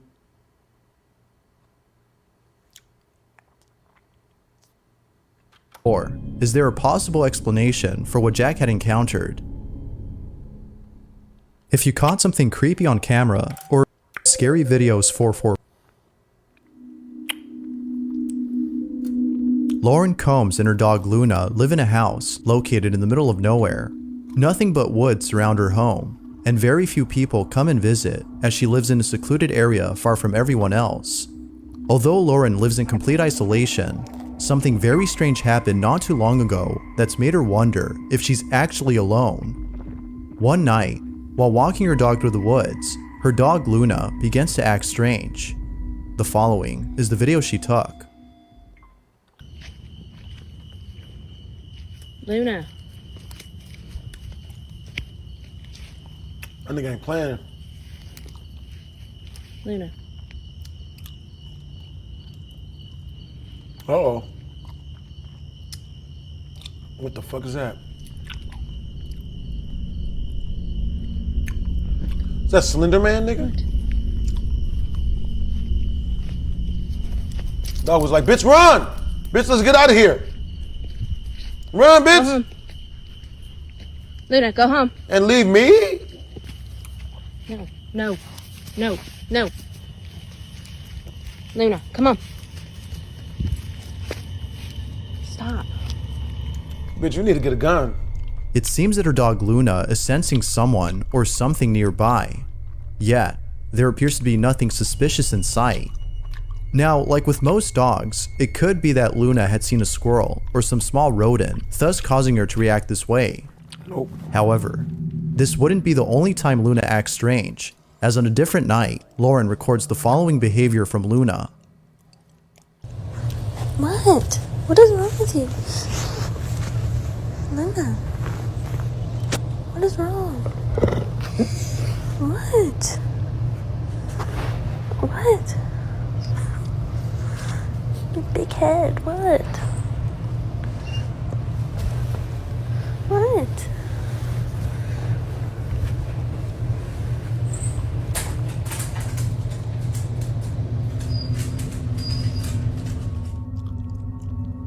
Based on these two videos, viewers believe that Luna is sensing something which cannot be seen.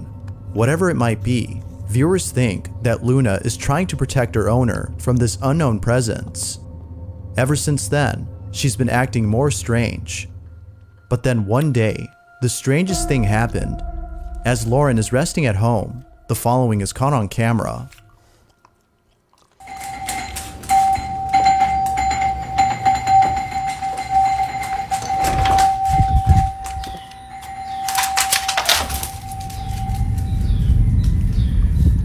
Oh, hell no. What the fuck? Luna, come on.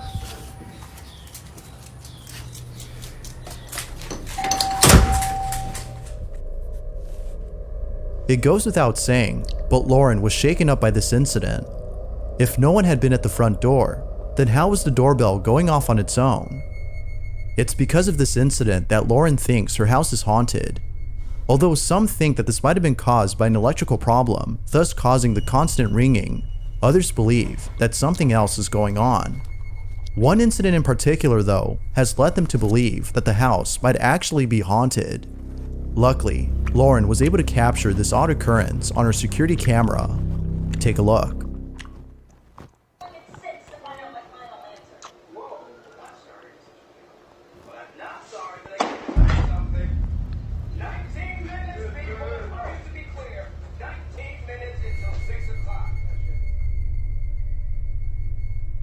Out of nowhere, the books on the shelf fall to the ground as though they were pushed off forcefully. Like most viewers, Lauren can't think of anything to explain this. But as always, what do you think? Run, Could bitch! it be that Lauren is actually experiencing paranormal activity? Or is there something else going on? Feel free to share what you think down below. I think I said poltergeist. Thanks for watching, and I hope you enjoyed. I wish I could watch some Cyanide Happiness. But yo, hope you guys enjoyed the video. If you did, make sure to comment, like, and or subscribe. This is your boy Blastphamoushd. Twisms. And now, oh shit, that looks interesting. 2 doses. All right, I'm gonna watch some non-scary shit for a little bit. We're gonna watch some Daily Dose of Internet. What it is, guys, it's your boy Blastphamoushd, and today we're here to check out some videos you guys have been sending to me in the DMs of the Discord. Talk about none other than the daily dose of internet. If you guys want to watch the original video, the link's in the description down below. Twisms. Or definitely something sounding similar. Bro, I want some hot chocolate, man. I might have to go get me some hot chocolate.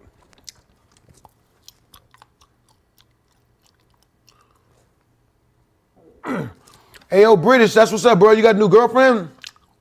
Turn up. These 4 waterspouts were spotted off the coast of southern Thailand. That's hot.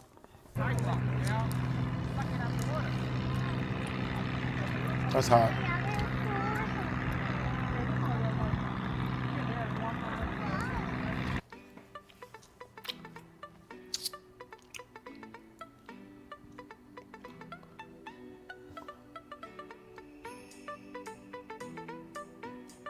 This cat couldn't make it up, so Mom came to the rescue.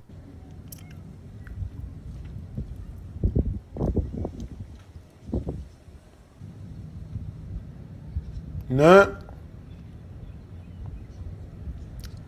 Hey. Turn up. Hey, one big happy family. Hello, sir. Is that poop, nigga? I thought it was poop. Don't stick your finger in it, man. Actually, wait a minute. You missed the bug. But I got you, homeboy. Hold on.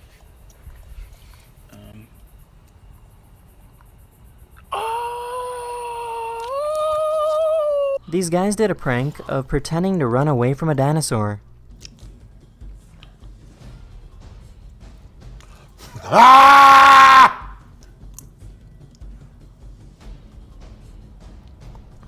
Ah! Oh! Oh! Handicapped people, that's not fair.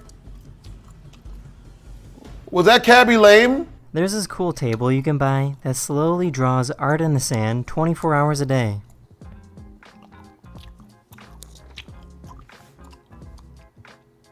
Yo, that's mad cool. That's mad cool. Have you ever seen a giant clam before? No. I mean, yes. I mean, no. I'm not. I haven't.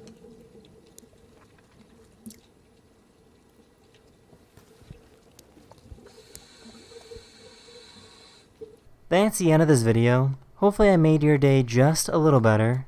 And I'll see you guys again very, very soon. Later. Tell me they're gonna crash. This couple was out flying when the baggage compartment burst open, completely opening the right side of the plane. To make matters worse, the back end of the plane was damaged in the process and the pilot started losing control. The pilot then found a field to make an emergency landing. Oh my God, that's so scary.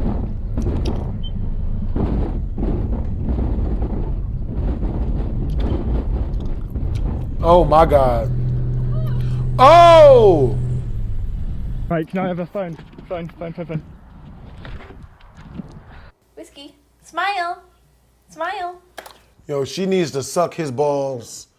Like, whenever he should never have a full sack being around that chick. Because, bro, he literally saved her life. You know what I mean? If that was me, I'd have thrown her out just to try to even out the weight of the plane. You know what I'm saying? But the fact that he was able to land safely with the both of them still intact, that's how you know that's husband material. Because I would have left your ass the minute that shit happened.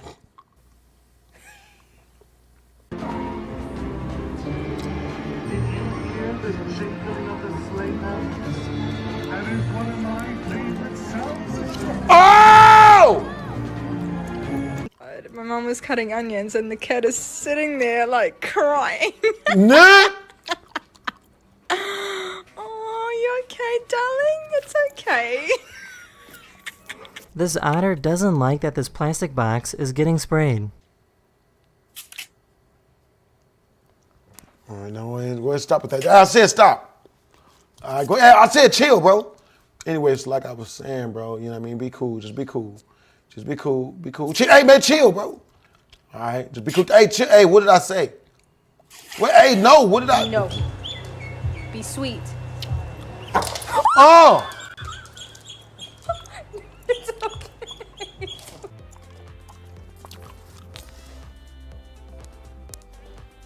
If that nigga about to die.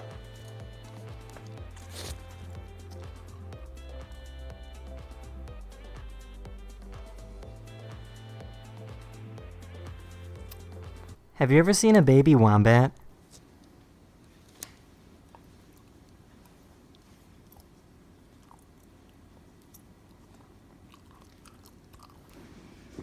I guess baby wombats are hella cute. This is a tripod fish that can be found deep on the ocean floor. These What was it down there taking selfies? Fucking tripod fish. Really? fish use their long antenna-like fins as a type of radar to feel for movement in the water while in complete darkness. For those of you who want to look at a close-up view of this really cool tripod fish, looks like, or maybe upside-down tripod fish, I'm not sure. Something a little different.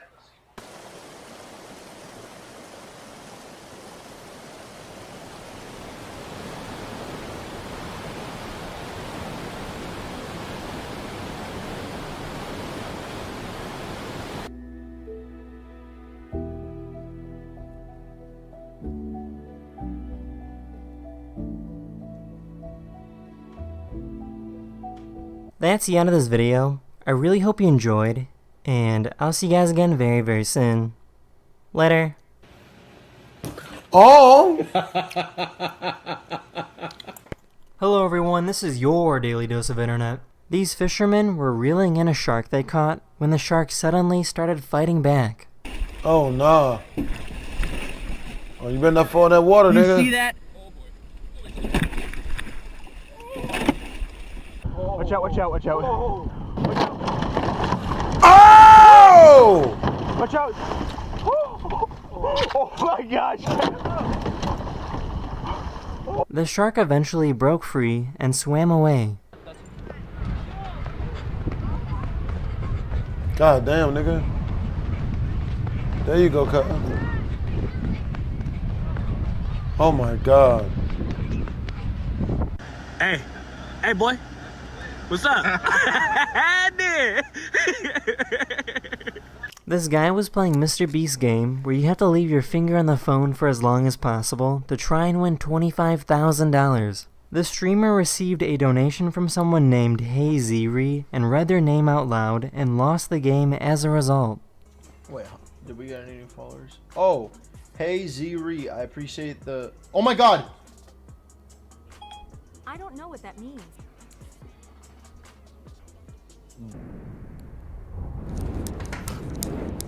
What the fuck?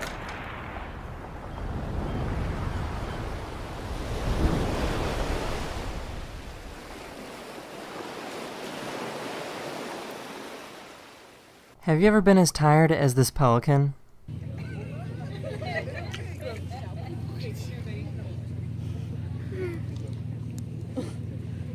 Oh. This guy was on the cover of a magazine, and nobody seems to really care. Nobody don't give a shit.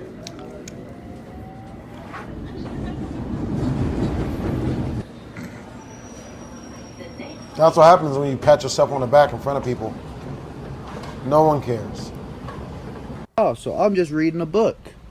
And hello. What's up? There's little babies. You better get out of there, bro. There are little babies. She will kill you, bro. Hey, boo-boo. You never want to be around a mother and her cubs. Run, stupid. There's a YouTuber that likes to make completely unnecessary inventions, taking Croc shoes and turning them into Croc gloves. Worthless. Very worthless invention. A tool to help you take your socks off.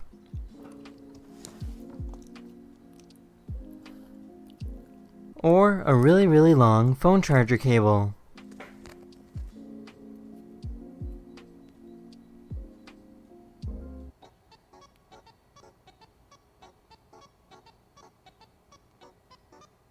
That's the end of this video. I really hope you enjoyed, and I'll see you guys again very, very soon. Later. Hello everyone, this is your Daily Dose of Internet. Alright, bruh. Alright, y'all. You know what I mean? That was some Daily Dose of Internet.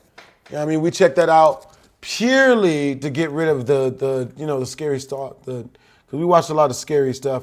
Now we about to jump back into the scary shit. How much longer am I going to be on stream? Maybe like an hour. You know what I mean? Maybe a little bit less, maybe a little bit more. I don't know. I'll be right back, y'all. I'm about to go get me some hot chocolate. Crocs are goated. Ew. Ugh. I wouldn't want to be caught dead in Crocs. Honestly. Oh, man. Oh, my balls. My robot balls.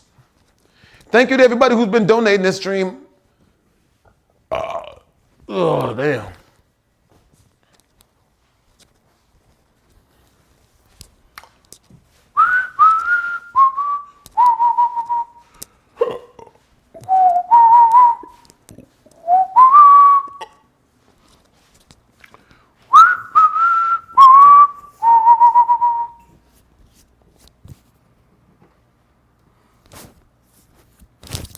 Someone get the outline chalk. This bitch be a goner. This bitch is a goner.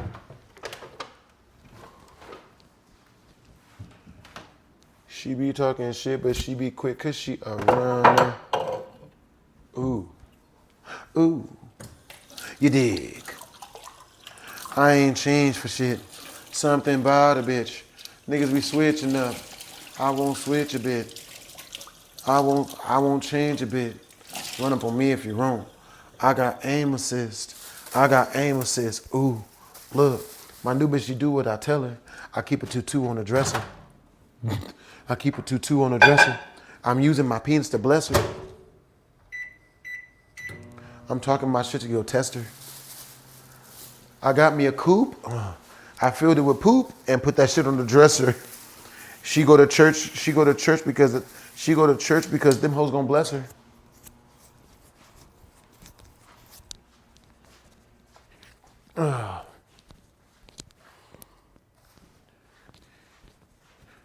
PB the rain, I got the weather.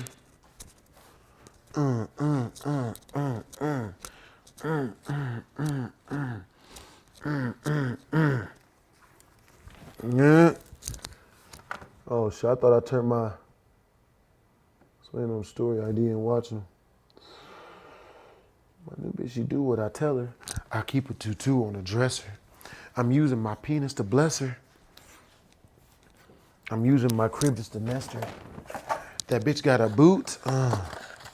She got big caboose. Then I swear I'm gonna bless her. Bruh. Yo, so what you guys getting into today, bros? Bros. Nigga.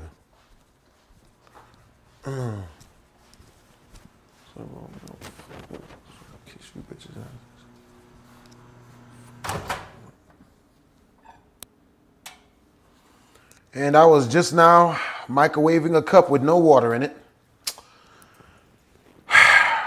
We're gonna edit that out. I keep a 2-2 on the dresser. Something about Jesus to bless her. I'm using my Jesus to test her. I use my fingers to caress her. I give her the boot. I give her the boot. If she in cahoots with that hoe that's in my dresser, she talking shit, then I will not caress her.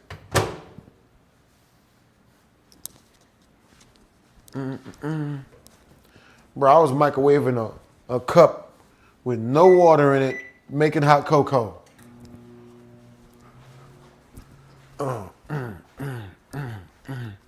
Show your pussy, bitch. It's a love song. Here comes the money. Oh, shit. Yo, Ryan Brown. Yo, Ryan Brown with the $50 super chat. He wants us to check out 5 disturbing cases of consensual homicide criminally listed. I got you, bro. We'll check. We got you coming up fresh right now. Since I was just about to start the video. Good Lord job, Ryan Brown coming through with the donatita. All right, you say five disturbing cases of consensual butt stuff. Homicide, maybe butt stuff, but possibly not. 5 disturbing cases of consensual homicide. Why would someone do that? It's too much work. Killing people is too much work, man. I've almost killed maybe like, I don't know, only like 2 people. Wasn't my fault. Nah. At least that's my story and I'm sticking to it. They made me kill one. Y'all know about one of them. It was Rashad Banks, but the other one was, I got into a fight with this dude and I put him in a rear naked choke and strangled him unconscious. And when that nigga woke up, he started throwing up blood and shit and I got scared. I was like, man, this nigga about to die.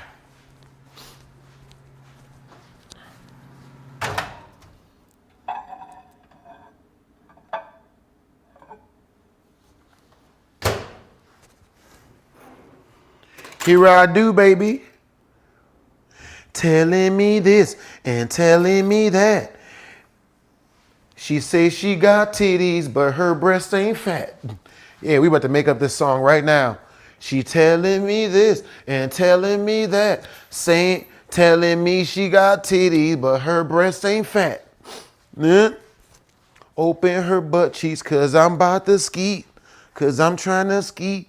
Show me your vagina. Beat you. Blah, blah, something. Yeah, that shit rhymed and everything. Turn up. Yeah, girl. Show me your hoes. Yeah, babe. Show me all of your hoes. I ain't with none of that weirdo shit. Don't give a fuck about seeing your toes. I'm trying to see butt cheeks and maybe a little and maybe just one breast. And if you gon' say you ain't trying to fuck, then get the fuck out of my vest. Nigga, make a whole song about that shit, nigga. All right, y'all. What's up, y'all? It's your boy Blastphamoushd. Today we're here to watch out, and today we're here to check out 5 disturbing cases of consensual homicide. See, you thought I was gonna say consensual something else. That's a different video. Ha cha cha cha. You know what I'm saying? Huh? It's all litty for some titty. But if you guys want to watch the original video, the link in the description down below is by criminally listed. This one was recommended to us via $50 super chat by Ryan Brown. Let's do this. Texting me this and texting me that. Showed me your titty and them shits was fat. You got like 3 holes that I wanna come breach. Masturbate in her anus or Number 5, beat Hiroshi Meiwa. Off in her meat. I don't know, man. Hiroshi Meiwa from Sakai, Japan had an unusual psychosexual disorder where he couldn't psychosexual, nigga? climax unless he was strangling someone. Oh, bro, that's every female, nigga. They can't nut unless they're being violently choked. Violently choked in the secretion. I mean, not secretion. Yeah, a little bit of secretion. Definitely one of them.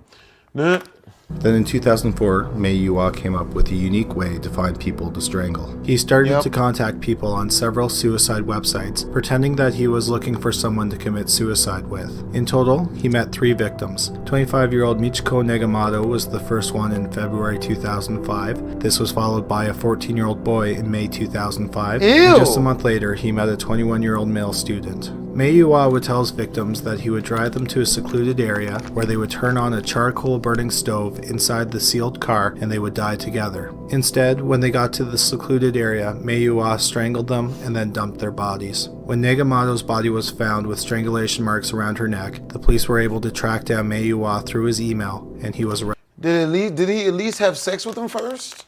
Like, you know what I mean? Like, you know? What? You know, they deserve one good go about before they die, don't they? Huh? Don't they deserve to get sent off in the right way? Yeah. No?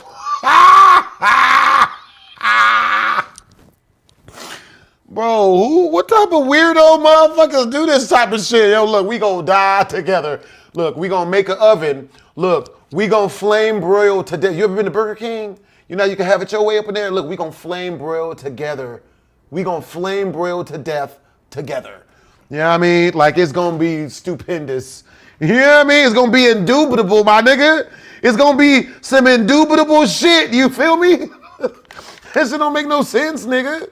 Arrested. Mayua was sentenced to death and was hanged on July 28th, 2009. Number 4. What? This I need Jesus. Look, I went to church. I'll have you know I went to church twice last year, which is a record for me. Okay, I have Jesus.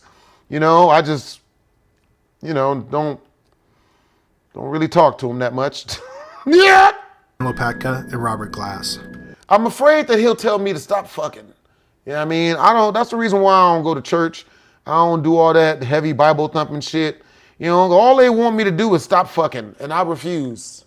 I refuse. Oh, you stop it. It's the wrong to, you know what I mean? Like, I'm not, I'm here to fuck, fight, and get financially stable, bro. I'm not here to do all this other shit. Oh, please, nah, nigga. Fucking, fighting, and finances. Those are the three things I fucks with. You know what I'm saying?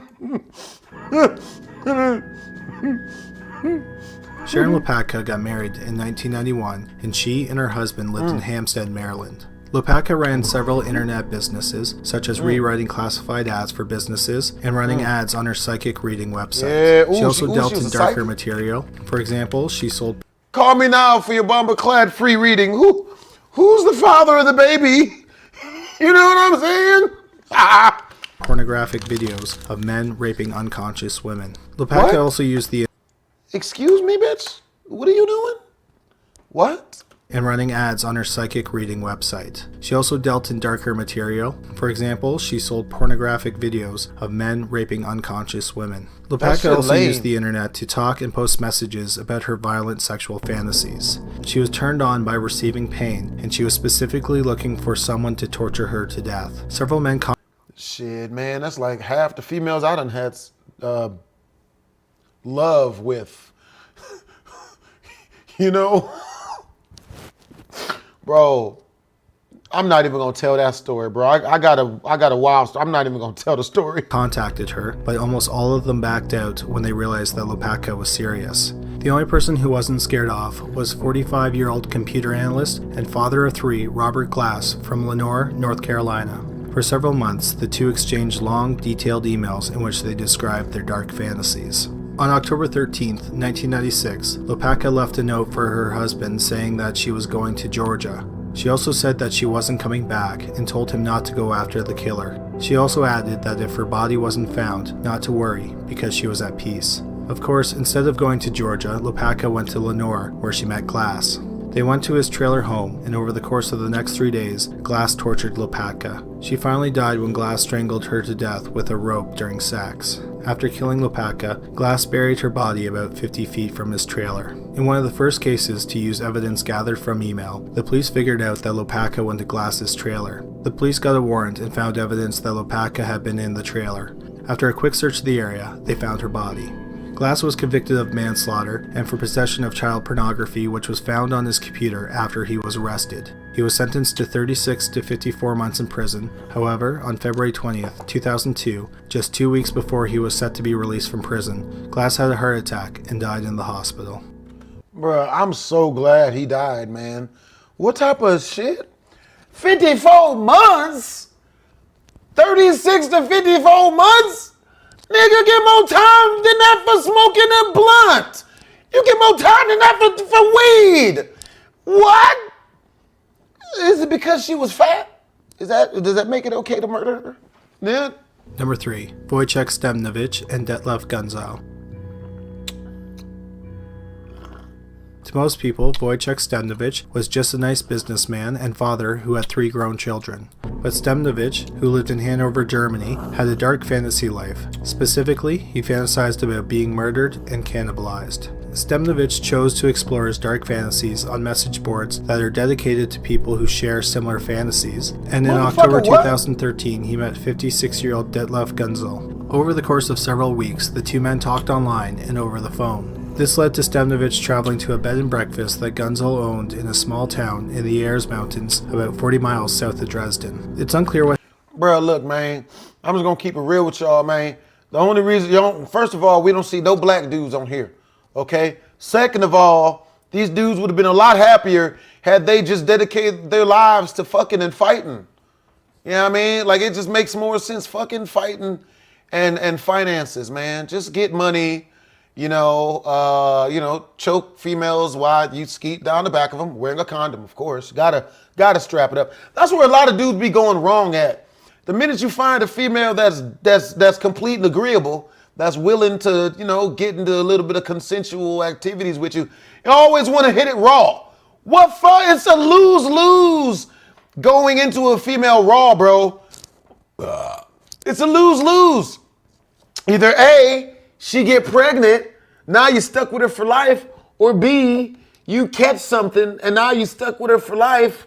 Like, there's no upside, you know what I mean? We men need to be in this shit for longevity. You know what I mean? Gotta be fucking for years.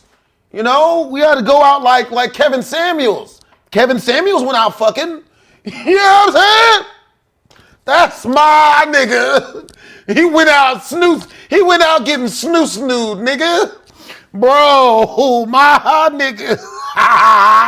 What happened when Stemnovich arrived, but at some point the men went into Gunzel's homemade basement dungeon. After he was arrested, Gunzel originally told the police that he slit Stemnovich's throat, but then he later said that Stemnovich was bound and gagged, and he hanged himself. Nevertheless, once Stemnovich was dead, Gunzel spent 5 hours cutting the body apart with a knife and an electric saw. He then buried the remains in his garden. Stemnovich's fiancée called the police after he went missing. The police quickly tracked down Gunzel, who worked as a handwriting analysis for the police. They searched the bed and breakfast and found some of the remains of Stemnovich in the garden. Inside the house, they found a video that Gunzel had recorded of himself cutting up the body. When he was asked, Gunzel said that he didn't cannibalize Stemnovich, and while the police didn't find any evidence of cannibalism, they did not find all of Stemnovich's remains either. Gunzel was convicted of murder, and in 2015 he was sentenced to 8.5 years in prison. Now, some of you may be thinking that this murder sounds awfully familiar. That is because a similar case happened in Germany 12 years earlier. In that case, Armin Muez murdered and ate a willing victim that he met on the internet. Currently, Muez is serving life in prison. Number 2. Mark Dobson, Mary Hepburn, and Helen Dorrington. Still ruining his lives. When Mark Dobson was a teenager, he became interested in Satanism and the occult. He also started to chat on the website The Joy of Satan. That is where he met Mary Hepburn and Helen Dorrington, both of Cold Lake, Alberta. After chatting for some time, Dobson and Hepburn fell in love, and in July 2001, they moved to Barrie, Ontario, where they lived together. In May 2012, 52-year-old Helen Dorrington joined Dobson, who was 22, and Hepburn, who was 32, in Barrie. The reason for their meeting was this triangle relationship. Haha, my nigga. Smart. You know what I mean? It's been scientifically proven the more women you date, the more they behave. You know what I mean? Hoes love competition. That's real. If you guys ever wanna test that theory, go get a woman and tell her you're gonna be faithful to her for the rest of her life. Watch how fast she blocks you, ghosts you, and never has sex with you. And then go find a different girl and tell her, damn, what do you tell a female if you want to be a whore? I don't know. I'm a born again, I've found the Lord. I go to church twice a year. So don't come at me with that sinning shit. You know, I am the squeaky cleanest. Suicide pact.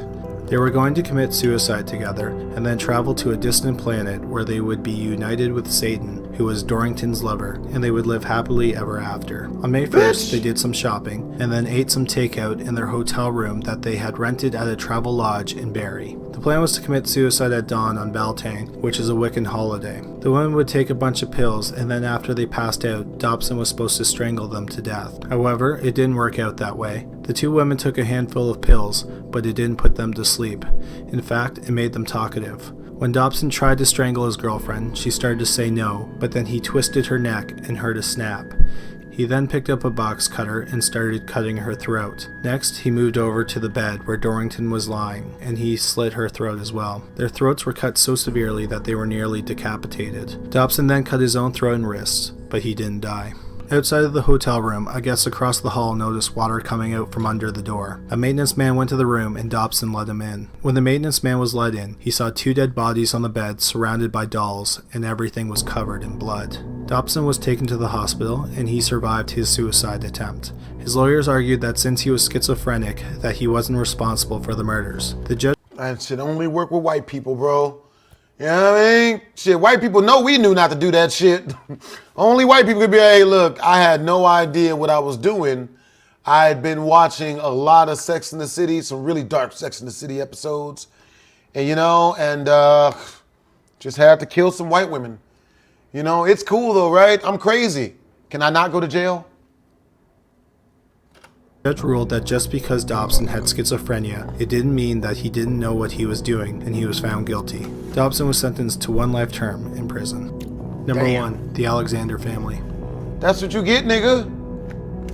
Don't be out here killing Harold white women. and Dagmar Alexander of Dresden, Germany, were a married couple who were strong devotees of the Lower Birth Society, which was a small religious sect. The leader of the group had declared himself a prophet who spoke directly to God. After his death, Harold said that he inherited the role of leader and prophet. When the couple had their second child, Frank, in 1954 in Hamburg, Harold decreed that Frank was the new prophet. And since he was the prophet, everything that he said was law, and every command he made was to be obeyed by everyone in the family. This included his sister Marina, who was 2 years older than Frank, and his younger sisters, Sabine and Petra, who were twins and a year younger. When Frank became a teenager, he announced some disturbing rules that were to be obeyed. He decreed that having sex with someone outside of the family would somehow make him unclean. Therefore, Motherfucker, you mean having sex with anyone that's not related to you makes you dirty?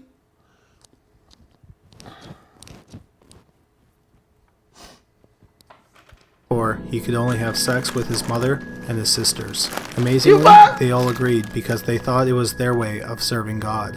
Rumors about the family began to spread, but when the police started— Hey, yo, look, hey, also, all the females out there, at least only the of age ones, oh God. So look, all the of age females that's not morbidly obese or in a wheelchair, well, you can, if you're in a wheelchair, it's cool. I mean, there's ways around that. The Lord speaks to me, and he just told me that every of age female that's watching this, that's not morbidly obese or hideously ugly, should be, that it's law for them to be sucking this dick. You know what I mean? It's law, and I've spoken to the Lord. He's told me that this is me talking to him. He's telling me right now that hot Cheetos are the only food ever to be eaten, and everyone has the hum into my balls. Just, all the of age females, all the non-fat ones, and the handicapped ones. Fine, it's cool. There's ways around it, but they all got a hum into my balls. It's the Lord said it, and don't be weird because it's the Lord. What, Sierra? What? Shot? No, the Lord said. But when the white guy does it, that's the Lord. It's the religion, and it's the truth, and he's a prophet. But when I do it, I'm just a weirdo trying to get my balls hummed into. Wow, guys. Wow, at least buy me dinner first. Shout out. At least buy me dinner first. I like to be good and full if I'm going to get fucked. Started to investigate the Alexanders. The family picked I up like and this. moved to the Canary Islands. Yep. They lived a private life there, and the neighbors didn't know much about them. The only thing they noticed was organ music that played night and day. By December 1970, the family had been in the Canary Islands for 10 months. At the time, Marina was 18, Frank was 16, and the twins, Sabine and Petra, were 15. The family worked odd jobs to pay the bills, and on December 22nd, Sabine was working as a cook at the villa of a doctor. The doctor was surprised when Harold and Frank arrived at the villa, caked in some type of brown substance, which he thought was mud and dirt. They asked to speak to Sabine, and she came out to the patio. That's when the doctor heard Harold say, "Sabine dear, we wanted you to know at once that Frank and I have just finished killing your mother and your sisters." One would think that Sabine would cry or run away, but she didn't. Instead, she took her father's hand, which was stained in the blood of her mother and her sisters, and she put it to her cheek and said, "I'm sure you've done what was necessary." Harold then knows that the doctor was there, and he said, "Ah, you've overheard. We've killed my wife and other daughters. It was the hour of killing." The doctor now realized that Frank and Harold weren't covered in mud. It was dry blood. It looked like they had smeared it all over their clothes and faces. The doctor told the living members of the Alexander family to stay on the patio, and he went inside and called the police. Some officers arrived at the villa to take Harold and Frank into custody, while a pair of detectives and a police physician went to the Alexanders' apartment. Inside was one of the most horrific scenes the detectives had ever come across. Blood was splattered everywhere. In the living room were the bodies of Marina and Petra. Their breasts and genitals were cut off, and they were nailed to a wall. Petra... What the fuck you gonna rip her titties and anus off and nail it to a wall for? What, have sex with it some more? One can only hope. I mean, not me. I wouldn't hope. Petra was also disemboweled. Dagmar's body was found in the bedroom. Like her daughters, her breasts and genitals were nailed to the wall. A string was also tied around her heart, and the string was nailed to the wall. Meanwhile, at the police station, Frank and Harold were talking openly about the bloodbath. Frank said that he was in the bedroom and his mother was looking at him in a way that he felt was inappropriate. So he picked up a clothes hanger and he beat her until she lost consciousness. She was probably horny. Wasn't he having sex with his mother? When the beating started, Harold realized that the hour of killing was happening, so he started to play the organ and sing.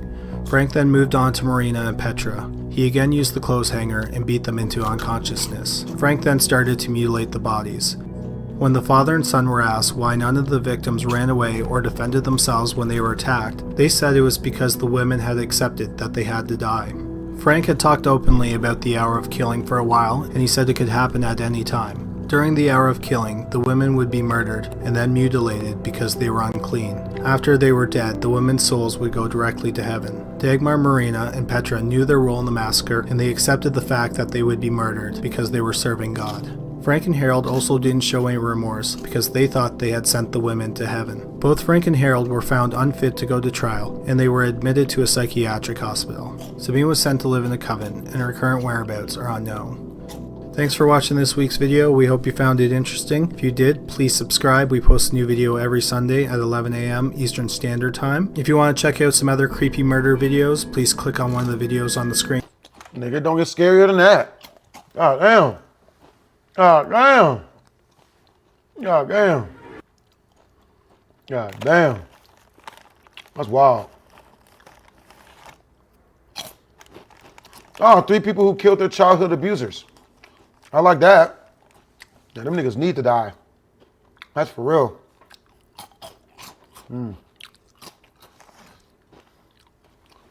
Yeah. I don't think anybody likes child abusers, bro. Bro. Oof. 3 horrifying Waffle House murders. Yo, hope you guys enjoyed the video. If you did, make sure to comment, like, and or subscribe. It's your boy Blastphamoushd. Twizzams. Ha ha. Indubitably. Some indubitable shit, nigga. Nigga. I want to watch the 3 people who killed their childhood abusers, bro. Bro. What it is, guys? It's your boy Blastphamoushd. Today we're here to watch 3 people who killed their childhood abusers. Ha ha. Delectable. This should be some indubitable shit. You know? It's like my new favorite word. Indubitable, nigga. Yo, man, this shit is indubitable right now, man. This shit mad indubitable. Yo, you being mad indubitable right now, yo. I don't even know the context of half the times I'm using the word, but it don't matter. It just sound good. Yo, man, we ran up in there. Nigga, we did some hella indubitable shit that day, bro. It was indubitable up in that bitch.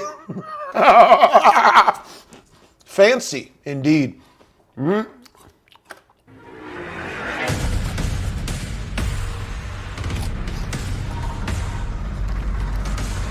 Some indubitable shit, nigga. 3 people who killed their childhood abusers. Hello, and thanks for joining us for today's video. Before we get into today's video, we just want to tell you that we're always looking for new cases to cover. This includes cases for other... Okay, we gonna have to fucking fast forward through this bullshit, nigga. I don't hear this shit, nigga. Where the fuck up? Eventually solved. To suggest a case, please visit our website. I'm always looking for a product that will make my home and car smell great. Motherfucker, you selling... How you gonna sell scented candles in a video about people killing their molesters? The people who molested them. Like, come on, bro. My nigga selling Tej Hanley. My nigga getting money. These niggas. Check out Drip today by clicking on the link below in the description box so you can have your car and home smell amazing. This nigga. Bro, I'm dead. Yo, look, there's a video about people getting sexually assaulted and then killing the people who sexually assaulted them. But by the way, how does your bathroom smell? Huh? Does your car smell good? Do you smell good? Well, come right this way. We got everything you need. We got everything to make a hot nigga pie down here at Drift. You know what I'm saying? Look.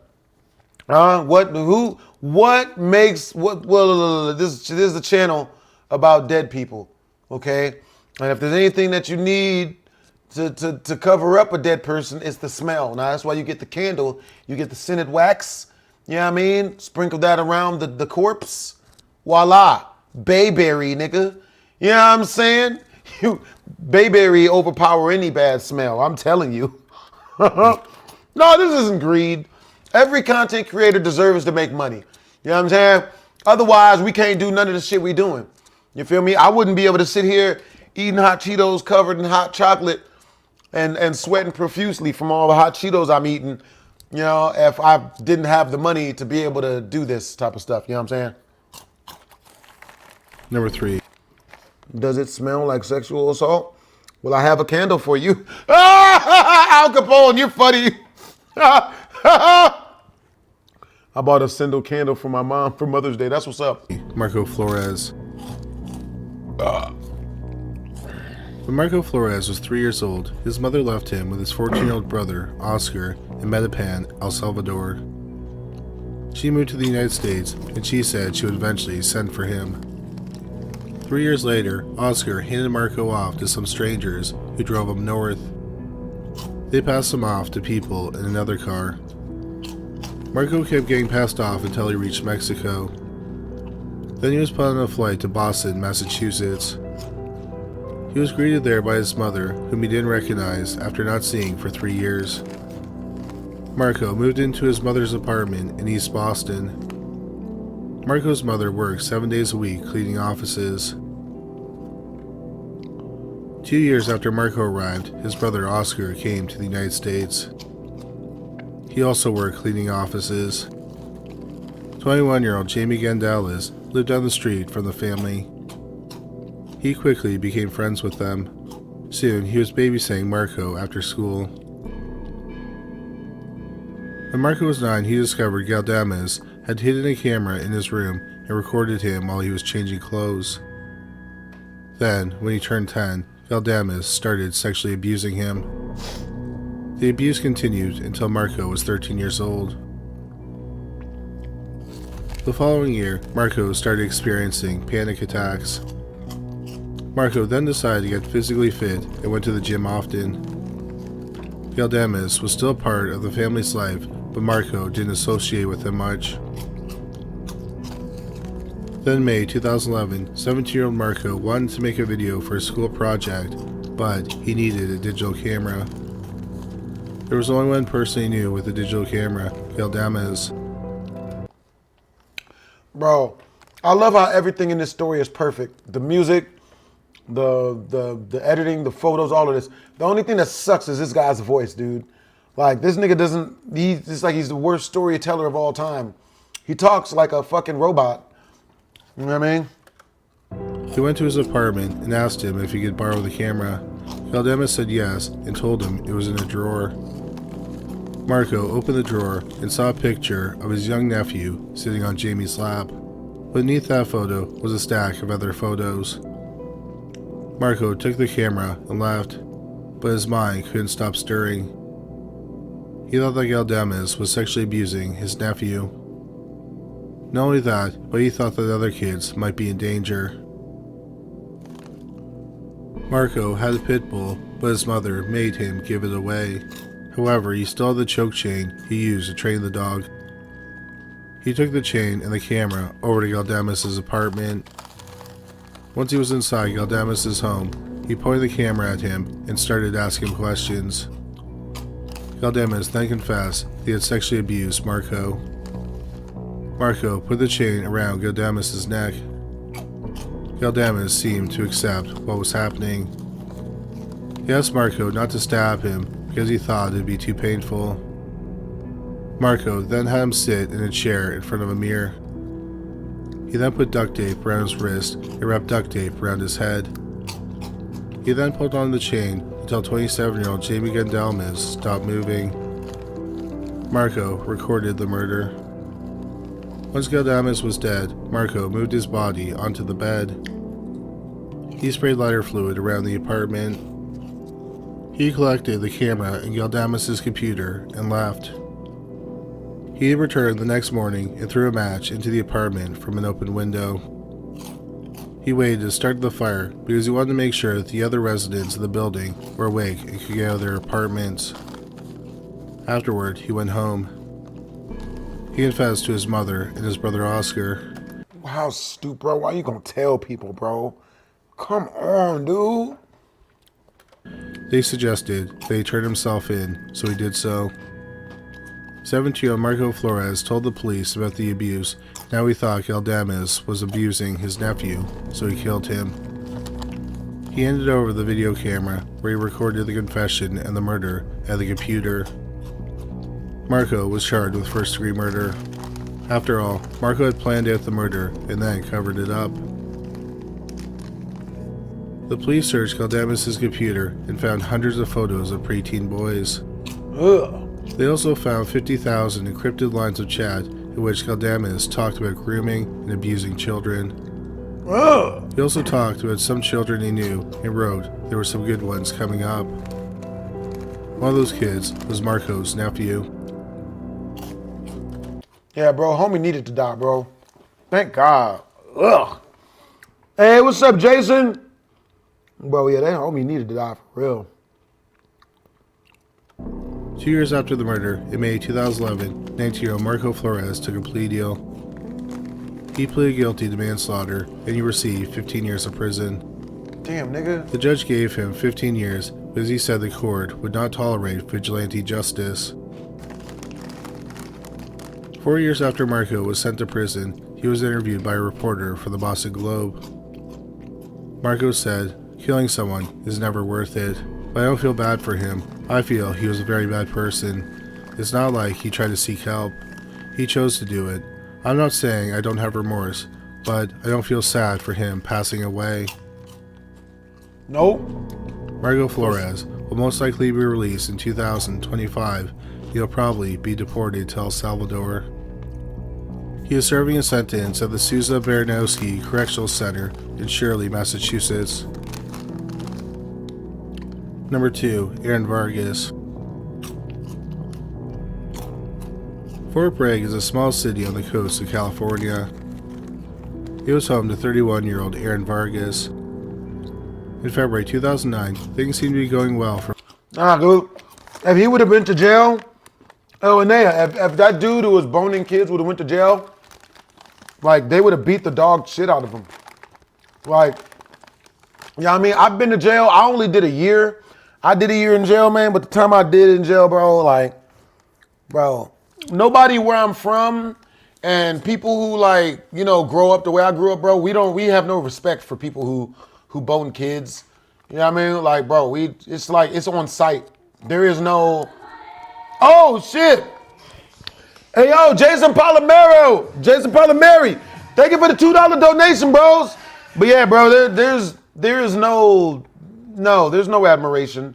You were immediately a female. You put on the bottom of that mop on your head, and you walk around with your pants down around your ankles, and you're not allowed to pee standing up anymore. You sit down when you pee. You know what I mean? Like, bro, anybody that go to jail that be boning kids, bro, there's somebody's female. They're not allowed to be a man. They're not allowed to do man stuff in jail if they're like messing with kids and women, bro. That's real. For Vargas, after several rough years, he was engaged. We hate child abuse, he had bro. a 6-month-old daughter. He was just weeks away from getting married. But for years, he had suffered from bouts of depression. He would binge drink, and he was arrested several times for DUI. He also had problems holding down a job. Several times he moved away from Fort Bragg. When he moved, he did well, but then something would happen, and he would move back home. Daryl McNeil was considered a pillar of the community. The 63-year-old husband and father owned an appliance store. He was a mentor with big brothers and big sisters. He was also a Boy Scout leader. On February 8, 2009, 31-year-old Aaron Vargas was drinking beer and vodka. He got a Civil War replica pistol and drove over to McNeil's mobile home. McNeil answered the door and Vargas shot him in the stomach. Oh, God. McNeil's third wife ran into the room and recognized Vargas. He told her not to call 911 until after he left. He then told McNeil's wife that McNeil had been abusing him since he was 11 years old. Once he watched the 67-year-old draw his last breath, 31-year-old Anthony Vargas left. He then drove to his parents' home.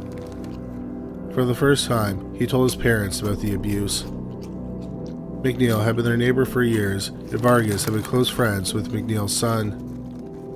The first time the abuse happened was on a camping trip when he was 11. Fucking gross, Vargas said that the abuse had continued into adulthood.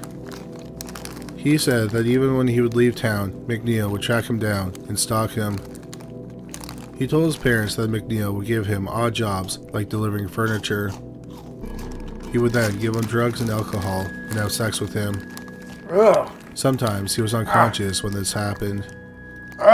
Recently, McNeil had been calling him daily. Sometimes he called him up to 30 times a day. McNeil would show up at his house unannounced with diapers and offer to babysit. Vargas claimed that when he went to McNeil's home, he didn't plan to kill him. He just wanted the torment to end.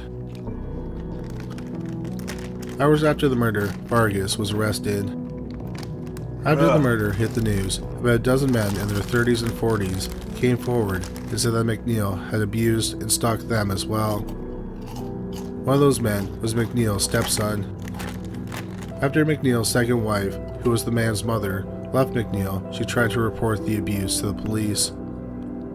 But the statute of limitations had run out, so McNeil wasn't charged.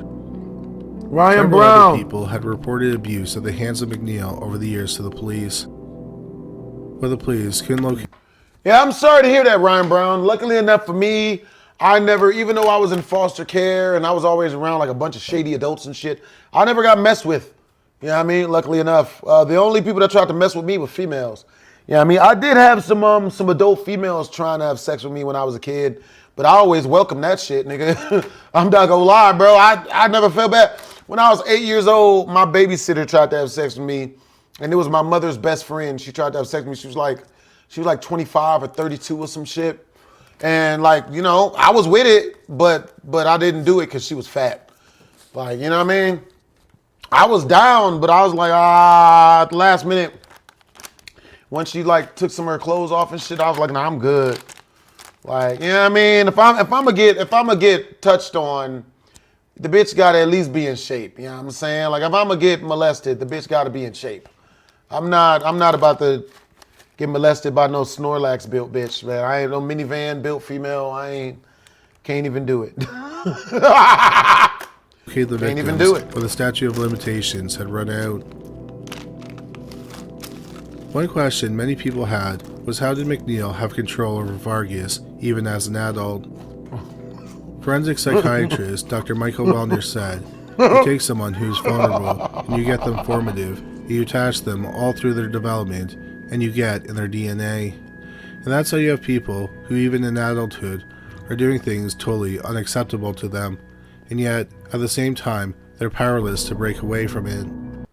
Yeah, luckily enough for me, I never had any of that. I never felt any reason to exact. The only stuff I did to other people that they did to me when I was younger, like my childhood trauma, I just got like jumped and bullied a lot and shit. But now, like I'll only bully people if I see them bullying someone else, or they try to bully me first, or they talk greasy or grimy to a girl I'm fucking on or something.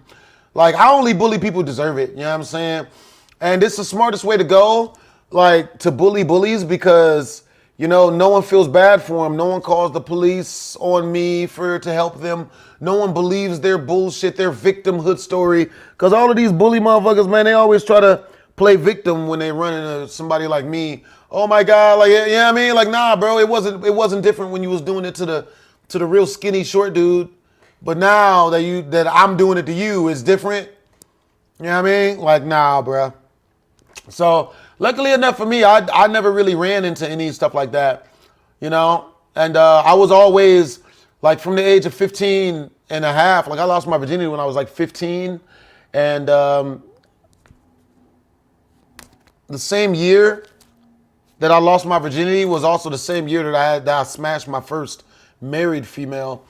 So after I started smashing some of them married females and shit, after I turned 15 and a half, I never really went, I never had any situation where I was like, oh my God, I'll never be able to find booty again. Like, luckily enough. So I never really had a reason to go in any crazy shit. You know what I mean? Having sex with people's feet without them knowing it and shit. You know what I mean? Like y'all catch me in some female's apartment, and she's asleep and I'm bucket naked covered in Snackers brand jelly. And I've put like thin sliced pieces of white bread on her feet. And then I've also smothered like my balls in peanut butter. You know what I mean? And then like the police break in at the last minute. Yeah, like right as I'm on her feet, like, what do you do? And I'm making a sandwich. Like at that point it is what it is, man. Like, they know what I'm doing. So it's just, it's not gonna be nice, way less confusion and shit. It's just, it's all sex, man. It's attractive. Somewhere, Many people in Fort Bragg support BHD. What MMA style did you train in? I didn't train in MMA style. I trained a little bit of Brazilian Jiu-Jitsu. I only know 2 chokes, rear naked choke and the arm bar. And I trained in Tibetan Lama, Very extensively in Tibetan Lama. It's a very exotic martial arts, but it's meant to destroy and break your opponent's limbs and all of that stuff. I haven't gotten to test it out because in the last 5 years that I've been training in it, I've not gotten in any fights because I'm very adverse. I don't like to fight. The only time I'll fight is if the other person's starting it. You know what I mean? And people don't start shit with me, at least not in public. You know what I mean? When I come online, niggas, we talk all the shit in the world. But when they see me in real life, them niggas shut the fuck up. You know what I mean? Like, I ain't mad at it. Supported Vargas. There was a petition requesting leniency, and thousands of people signed it. There were also fundraisers, including spaghetti dinners, to raise money for Vargas's defense. I don't know about getting hit and liking it. A surprise guest at the first fundraiser was McNeil's third wife, who was there when he was shot to death. She also wrote a letter to the prosecutor. She defended Vargas's actions, writing, "I do believe that." Huh? hey, yo, Junior Rodriguez. Hey, yo, matter of fact, hey, Drew, can you ban Junior Rodriguez? Just ban him now. I'm not even gonna roast him. Just ban him. I'm not gonna start the video back up until he's banned. Get him out. You know what I mean? Throw him out. Ban him. Bans will make you dance. Bans will make him dance. Came up in here talking smack, but just end up getting banned. Come up here talking all that shit, but we know that you is a bitch. Bro, you ain't getting no shit. I ain't starting up on no Switch. I ain't playing the shit when you want to play. Bitch, get the hell out of here today. I'm just saying, I'm just saying it till I spray. Bro, hit the button and press the play. Bro, yeah, throw him out. You know what I mean? Ban him forever. That's what's up. Something having to do with Aaron's childhood sexual abuse. Come on, video. Stop talking. Hey, Faisal, yo, yeah, ban Faisal too. Ban him. You know what I mean? Ban him now. Nope, not starting the video. Matter of fact, I'm gonna watch something else. You know what I mean? Bruh. Alright, cool. You banned Faisal, you banned that other dude. Okay, hold on, let's see who else. Alright, that's what's up. Ban him. Caused Aaron to snap and do what he did.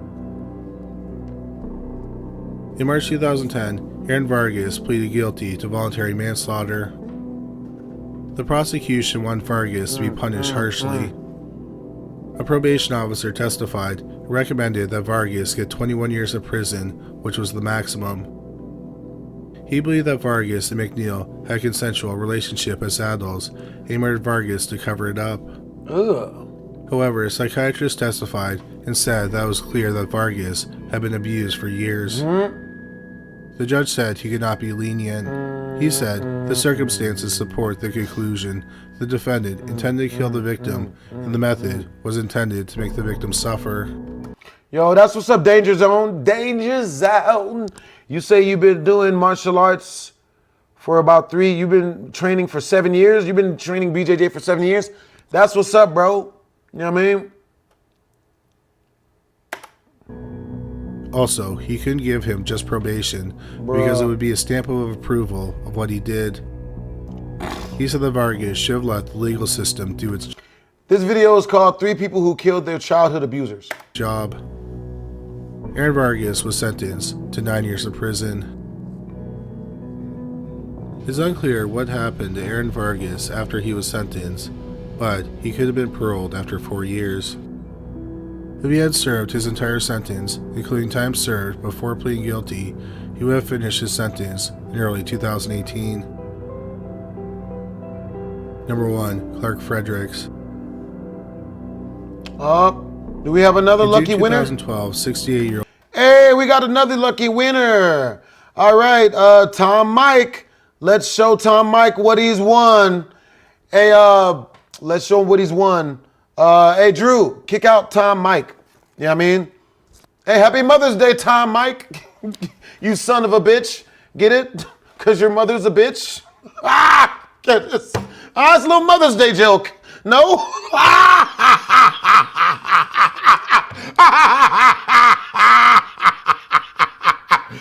Oh, man, I gotta write that one down. Dennis Pegg lived alone in Stillwater, New Jersey. Stillwater is a small town with a population of about 4,000. Pegg was a veteran who had served in Vietnam. For 28 years, he worked as a correctional officer and then 7 years as a park ranger. He was also a Boy Scout leader between 1973 and 1980. In 2012, he was the president of both the Historical Society of Stillwater Township and the Sussex County Historical Society. Pegg was a member of the NRA and a weapons expert. Danger Zone. Peg loved to birdwatch and started the Sussex County Bird Club. He was also known to help hikers on the trails near the town by giving them water and food. He was considered a good neighbor.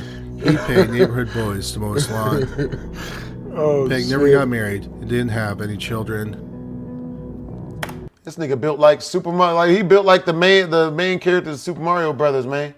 This nigga look, bro. Is it just me? Is it racist to say this man looks like he's a plumber?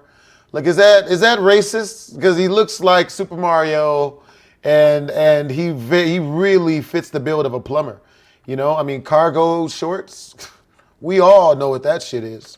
Bruh. On the night of June 12, 2012, 68-year-old Dennis Peg was home alone watching ESPN.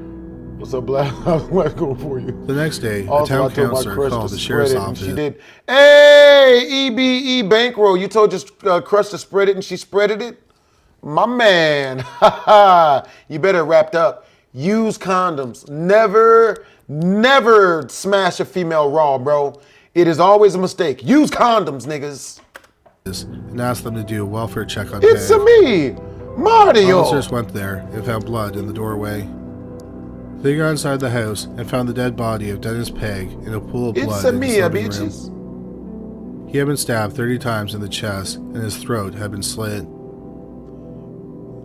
The police made an arrest that afternoon. The reason the counselor had called the police was because a woman called her because she was Well, we've met the third person with a wide set vagina for the night.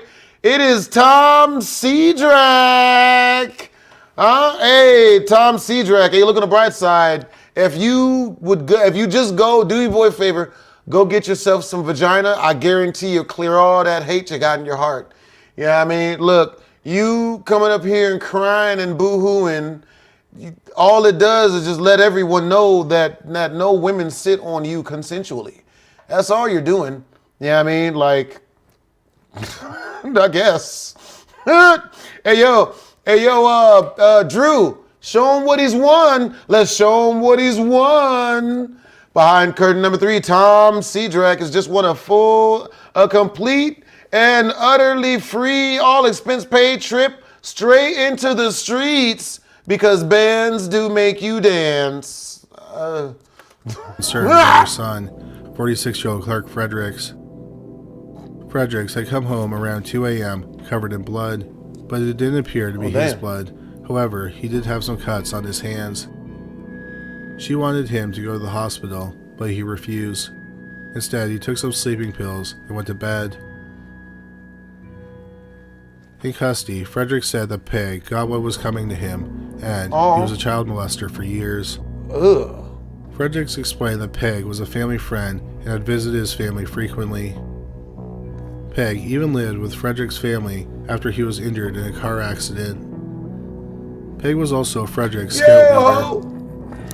Frederick said that between the ages of 8 and 12, Peg had sexually abused him. Peg also told him he sexually abused other boys. One boy was a friend of his, only known as Jeff. Freaking gross. Jeff ended up taking his own life in 1983. That's sad. Frederick said that Peg used to intimidate him into keeping quiet. He once beat up a dog in front of him and told him to keep quiet. Frederick said that he kept the abuse secret up until the night of June 12, 2012. That night, he and his friend, 46-year-old Robert Reynolds, were drinking and doing cocaine. Frederick started talking about the abuse, and they decided to go kill Peg. Reynolds drove Fredericks to Peg's home. Bro, like, I'm saying though, for something like this, I would want to torture the person. You know, that's the type of person I am. I'm not even gonna lie to y'all. If someone has done something like this to me where I know I have to kill them, then I'm gonna torture them. I'm gonna be ramming all types of broomsticks and shit up this nigga's anus. I'm gonna get, I'm gonna shove a porcupine up this nigga's ass. I'm not, he's not gonna die fast. It's gonna be really slow and really painful. You know, bro. Bro. What's really funny is I think I've tortured like one person before, but it was a dude that robbed my house at gunpoint. I tortured that nigga for a little bit. You know what I mean? Yeah, y'all remember the story. You know what I'm saying? He robbed my house, and KT almost got shot that night. So, you know, I didn't shove nothing up his anus. Even though I'm not gonna lie, I was heavily thinking of that shit. You know what I mean? I was like, bro, like, you know what I mean? Because I was mad that KT had gotten hurt because, you know, Rashad Banks had robbed my house. You know, but honestly, I ended up coming up with, you know, I ended up settling in on the fact that, you know, what he did, him robbing my house, even though KT had gotten beaten severely and had nearly got his legs broken and all this other terrible stuff, it wasn't something bad enough as to where I'd have to shove something up his anus, like a broomstick or something. You know what I mean? Like, you just had to go to the hospital for a while. You know, he had to eat out of a straw for a month. He couldn't chew food for a month and some change. Like that was well worth it. Bro. The front door was unlocked and the two men walked in. Frederick said that when he stabbed Peg, he repeatedly said, "How does it feel raping little boys now?" Oh, when he was done stabbing him, he slashed his throat. Ooh. Reynolds watched from the front entrance. Robert Reynolds was arrested later that day. Both men were charged with first-degree murder. After the murder hit the news, other men came forward. They had similar stories of sexual abuse at the hands of Peg. Damn. The police acknowledged that people had made allegations against Peg decades ago. What? But he was never arrested because people recanted their accusations. In the early 1980s, the police investigated Peg for 2 years, but they could never come up with enough evidence to charge him with anything. After his murder, the police found child pornography on his computer. Several people reported that Peg... Yeah, Superfly Kai. I remember the guy that got smoked for, the YouTuber that got smoked for dissing the mafia. He was a dummy. You could try a hedgehog first. Bruh. Had a box with Polaroid photos of boys he had abused. Ugh. The police did find a box of photos, but none of the photos were considered pornographic. Fucking gross. After Clark Fredericks was arrested, he was evaluated by psychiatrists from the defense and the prosecution. Both psychiatrists concluded that Peg had sexually abused him. Clark Fredericks sat in jail for 3 years, awaiting his trial. He ultimately agreed to a plea deal. He pleaded guilty to passion/provocation manslaughter, which came with a sentence of 5 to 10 years. At Frederick's sentencing hearing in December 2015, he admitted that he didn't handle the situation properly. He said, "I don't recommend that anyone follow in my steps. No matter how painful it may seem, I urge everyone to speak out about abuse." The district attorney read a statement for Peg's family. They admitted some wrongdoing on his part, but he never had a chance to defend himself against the accusations. They said that Fredericks was, quote, "a self-appointed judge, jury, and executioner. You chose to savagely end his life with your unlawful action. Ironically, you asked for justice only after you killed the person you say harmed you," unquote. Bro, do these people not understand the type of trauma that doing that to somebody could, like, make?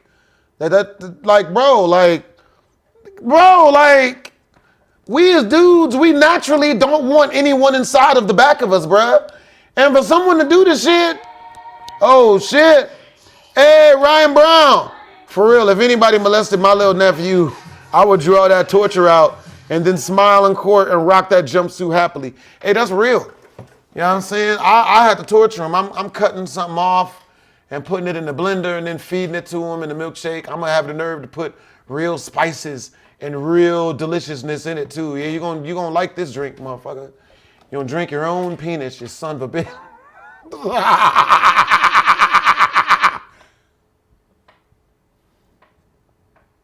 We gonna edit that out. Drink your own penis, nigga. His sentence. He actually said sorry to Fredericks that he had to send him to prison. He gave him the minimum, which was 5 years of prison. Since he had already served 3.5 years, he would only have to serve 9 months before he was eligible for parole. Nice. Robert Reynolds pleaded guilty to third-degree robbery and hindering. In August 2016, he was sentenced to 4 years of prison. Damn, nigga. He served a couple more months in jail, and he was paroled. Damn. Clark Fredericks was paroled in January 2017 after serving 4.5 years. When he got out of prison, he became a motivational speaker. Thank you very much for watching. Yeah, damn that shit, bro. That's bullshit, bro. You know what I mean? Like, bro, like, this nigga said greedy ass. Bro. Man. But yeah, bro, you know what I mean? Like, nobody deserves to have, for somebody to run up in the back of them. You know what I mean? Especially when they freaking kids, man. Nigga, what's wrong with some of these weirdo ass niggas, man? That's some weirdo shit, bro. But yeah, homie deserved to die, bro. Homie, you know what I mean? Like, this dude did the world a favor. You know what I'm saying? Homie out here preying on kids, man. He need to die. He don't need no fair trial, bro. Why does everybody always want to be fair, bro?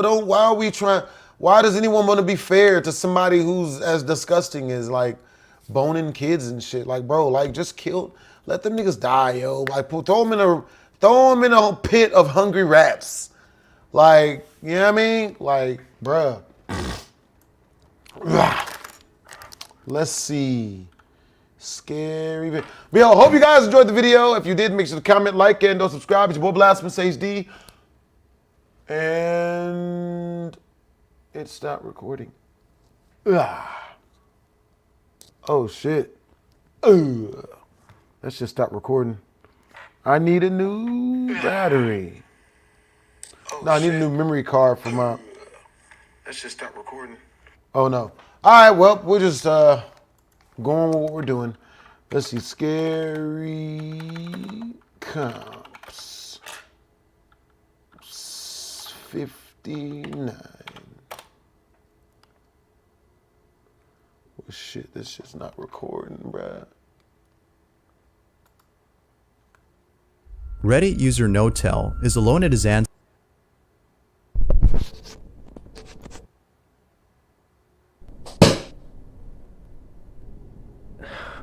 What the fuck?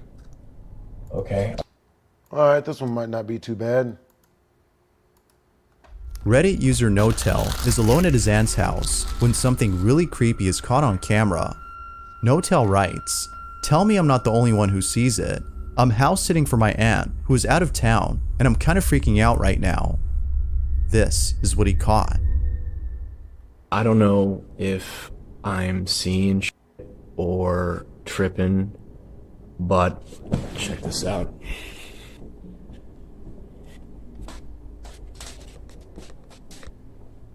So this is my aunt's son's room, right?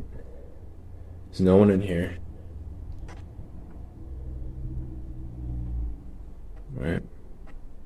Nothing. Closet.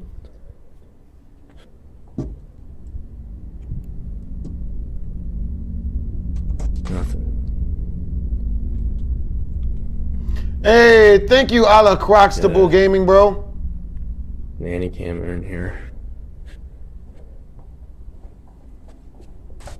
Damn, feeding it to a hungry bear, that's wild. Alright, now tell me, right on the monitor here, tell me that doesn't look like someone standing in the room. Oh my god. Like, yeah, fuck that. Like I've checked, like went back and forth 3 times, and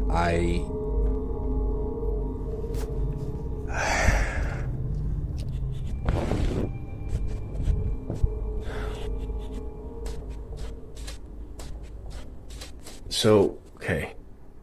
Nothing, right? Oh my god. Oh my god. I don't like this. I don't like this shit. Next to the toy dinosaur, a shadow-like figure of what looks like a small child can be seen standing in front of the desk. Now at first glance, it may seem like a random shadow that's being cast, but if we look closely, the shadowy figure is clearly obstructing the view of the orange toy lying on the table. It also seems to be blocking part of the desk, suggesting it's a solid figure. Feeling creeped out, NoTel continues to record and captures this. I do not want to go back in there. I don't like this shit, nigga. I don't like this shit. I have an idea. Put this, like, right here. Oh, hell no.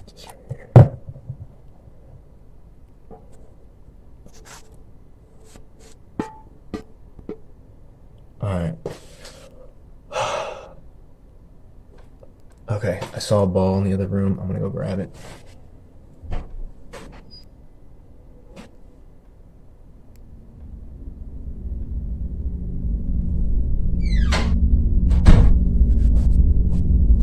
Okay. Make sure it's clear.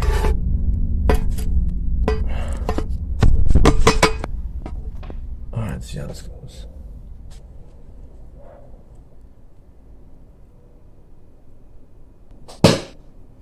Oh, hell no. Okay, alright. There is definitely something in there. I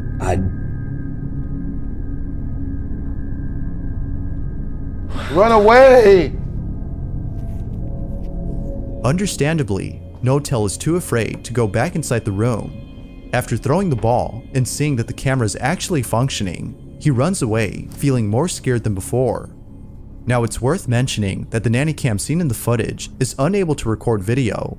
Therefore, whatever's being shown isn't pre-recorded, but rather live footage of the room as we see it.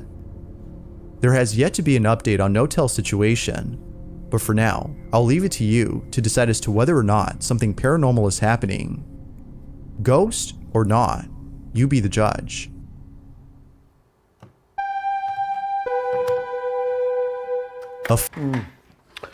Alright, y'all. I'm probably about to kill the stream. Ah! Hey, yo, Drew. Ah! Oh, man. Coming up in this mug, man. We about to... Oh, man. Shit. I'm about to jump off this mug. Jump in the shower, bro. Nigga. And El Salvador. Oh, don't go, man. Bruh.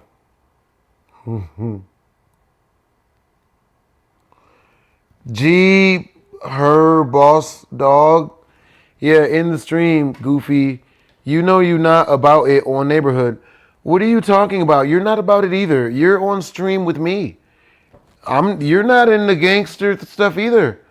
Both of us are not about it. We're online, man. You're here watching me watch scary videos. What gangster activity is that? Like, that's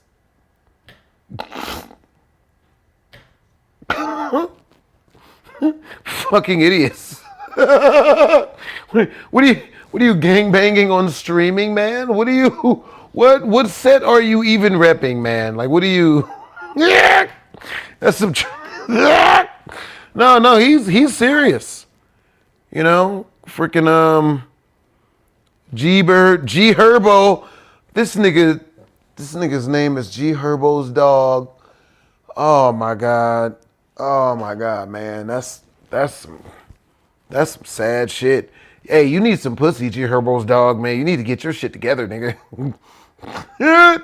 Bro. Alright, yo, happy birthday, happy Mother's Day, y'all. I want to see you box another YouTuber. Yeah, me too, nigga. Shit, I'm trying to find him. Happy Mother's Day. See you later, night 2000. Oh, you can go and end it, Drew. He really said he was rolling 60s. What a loser.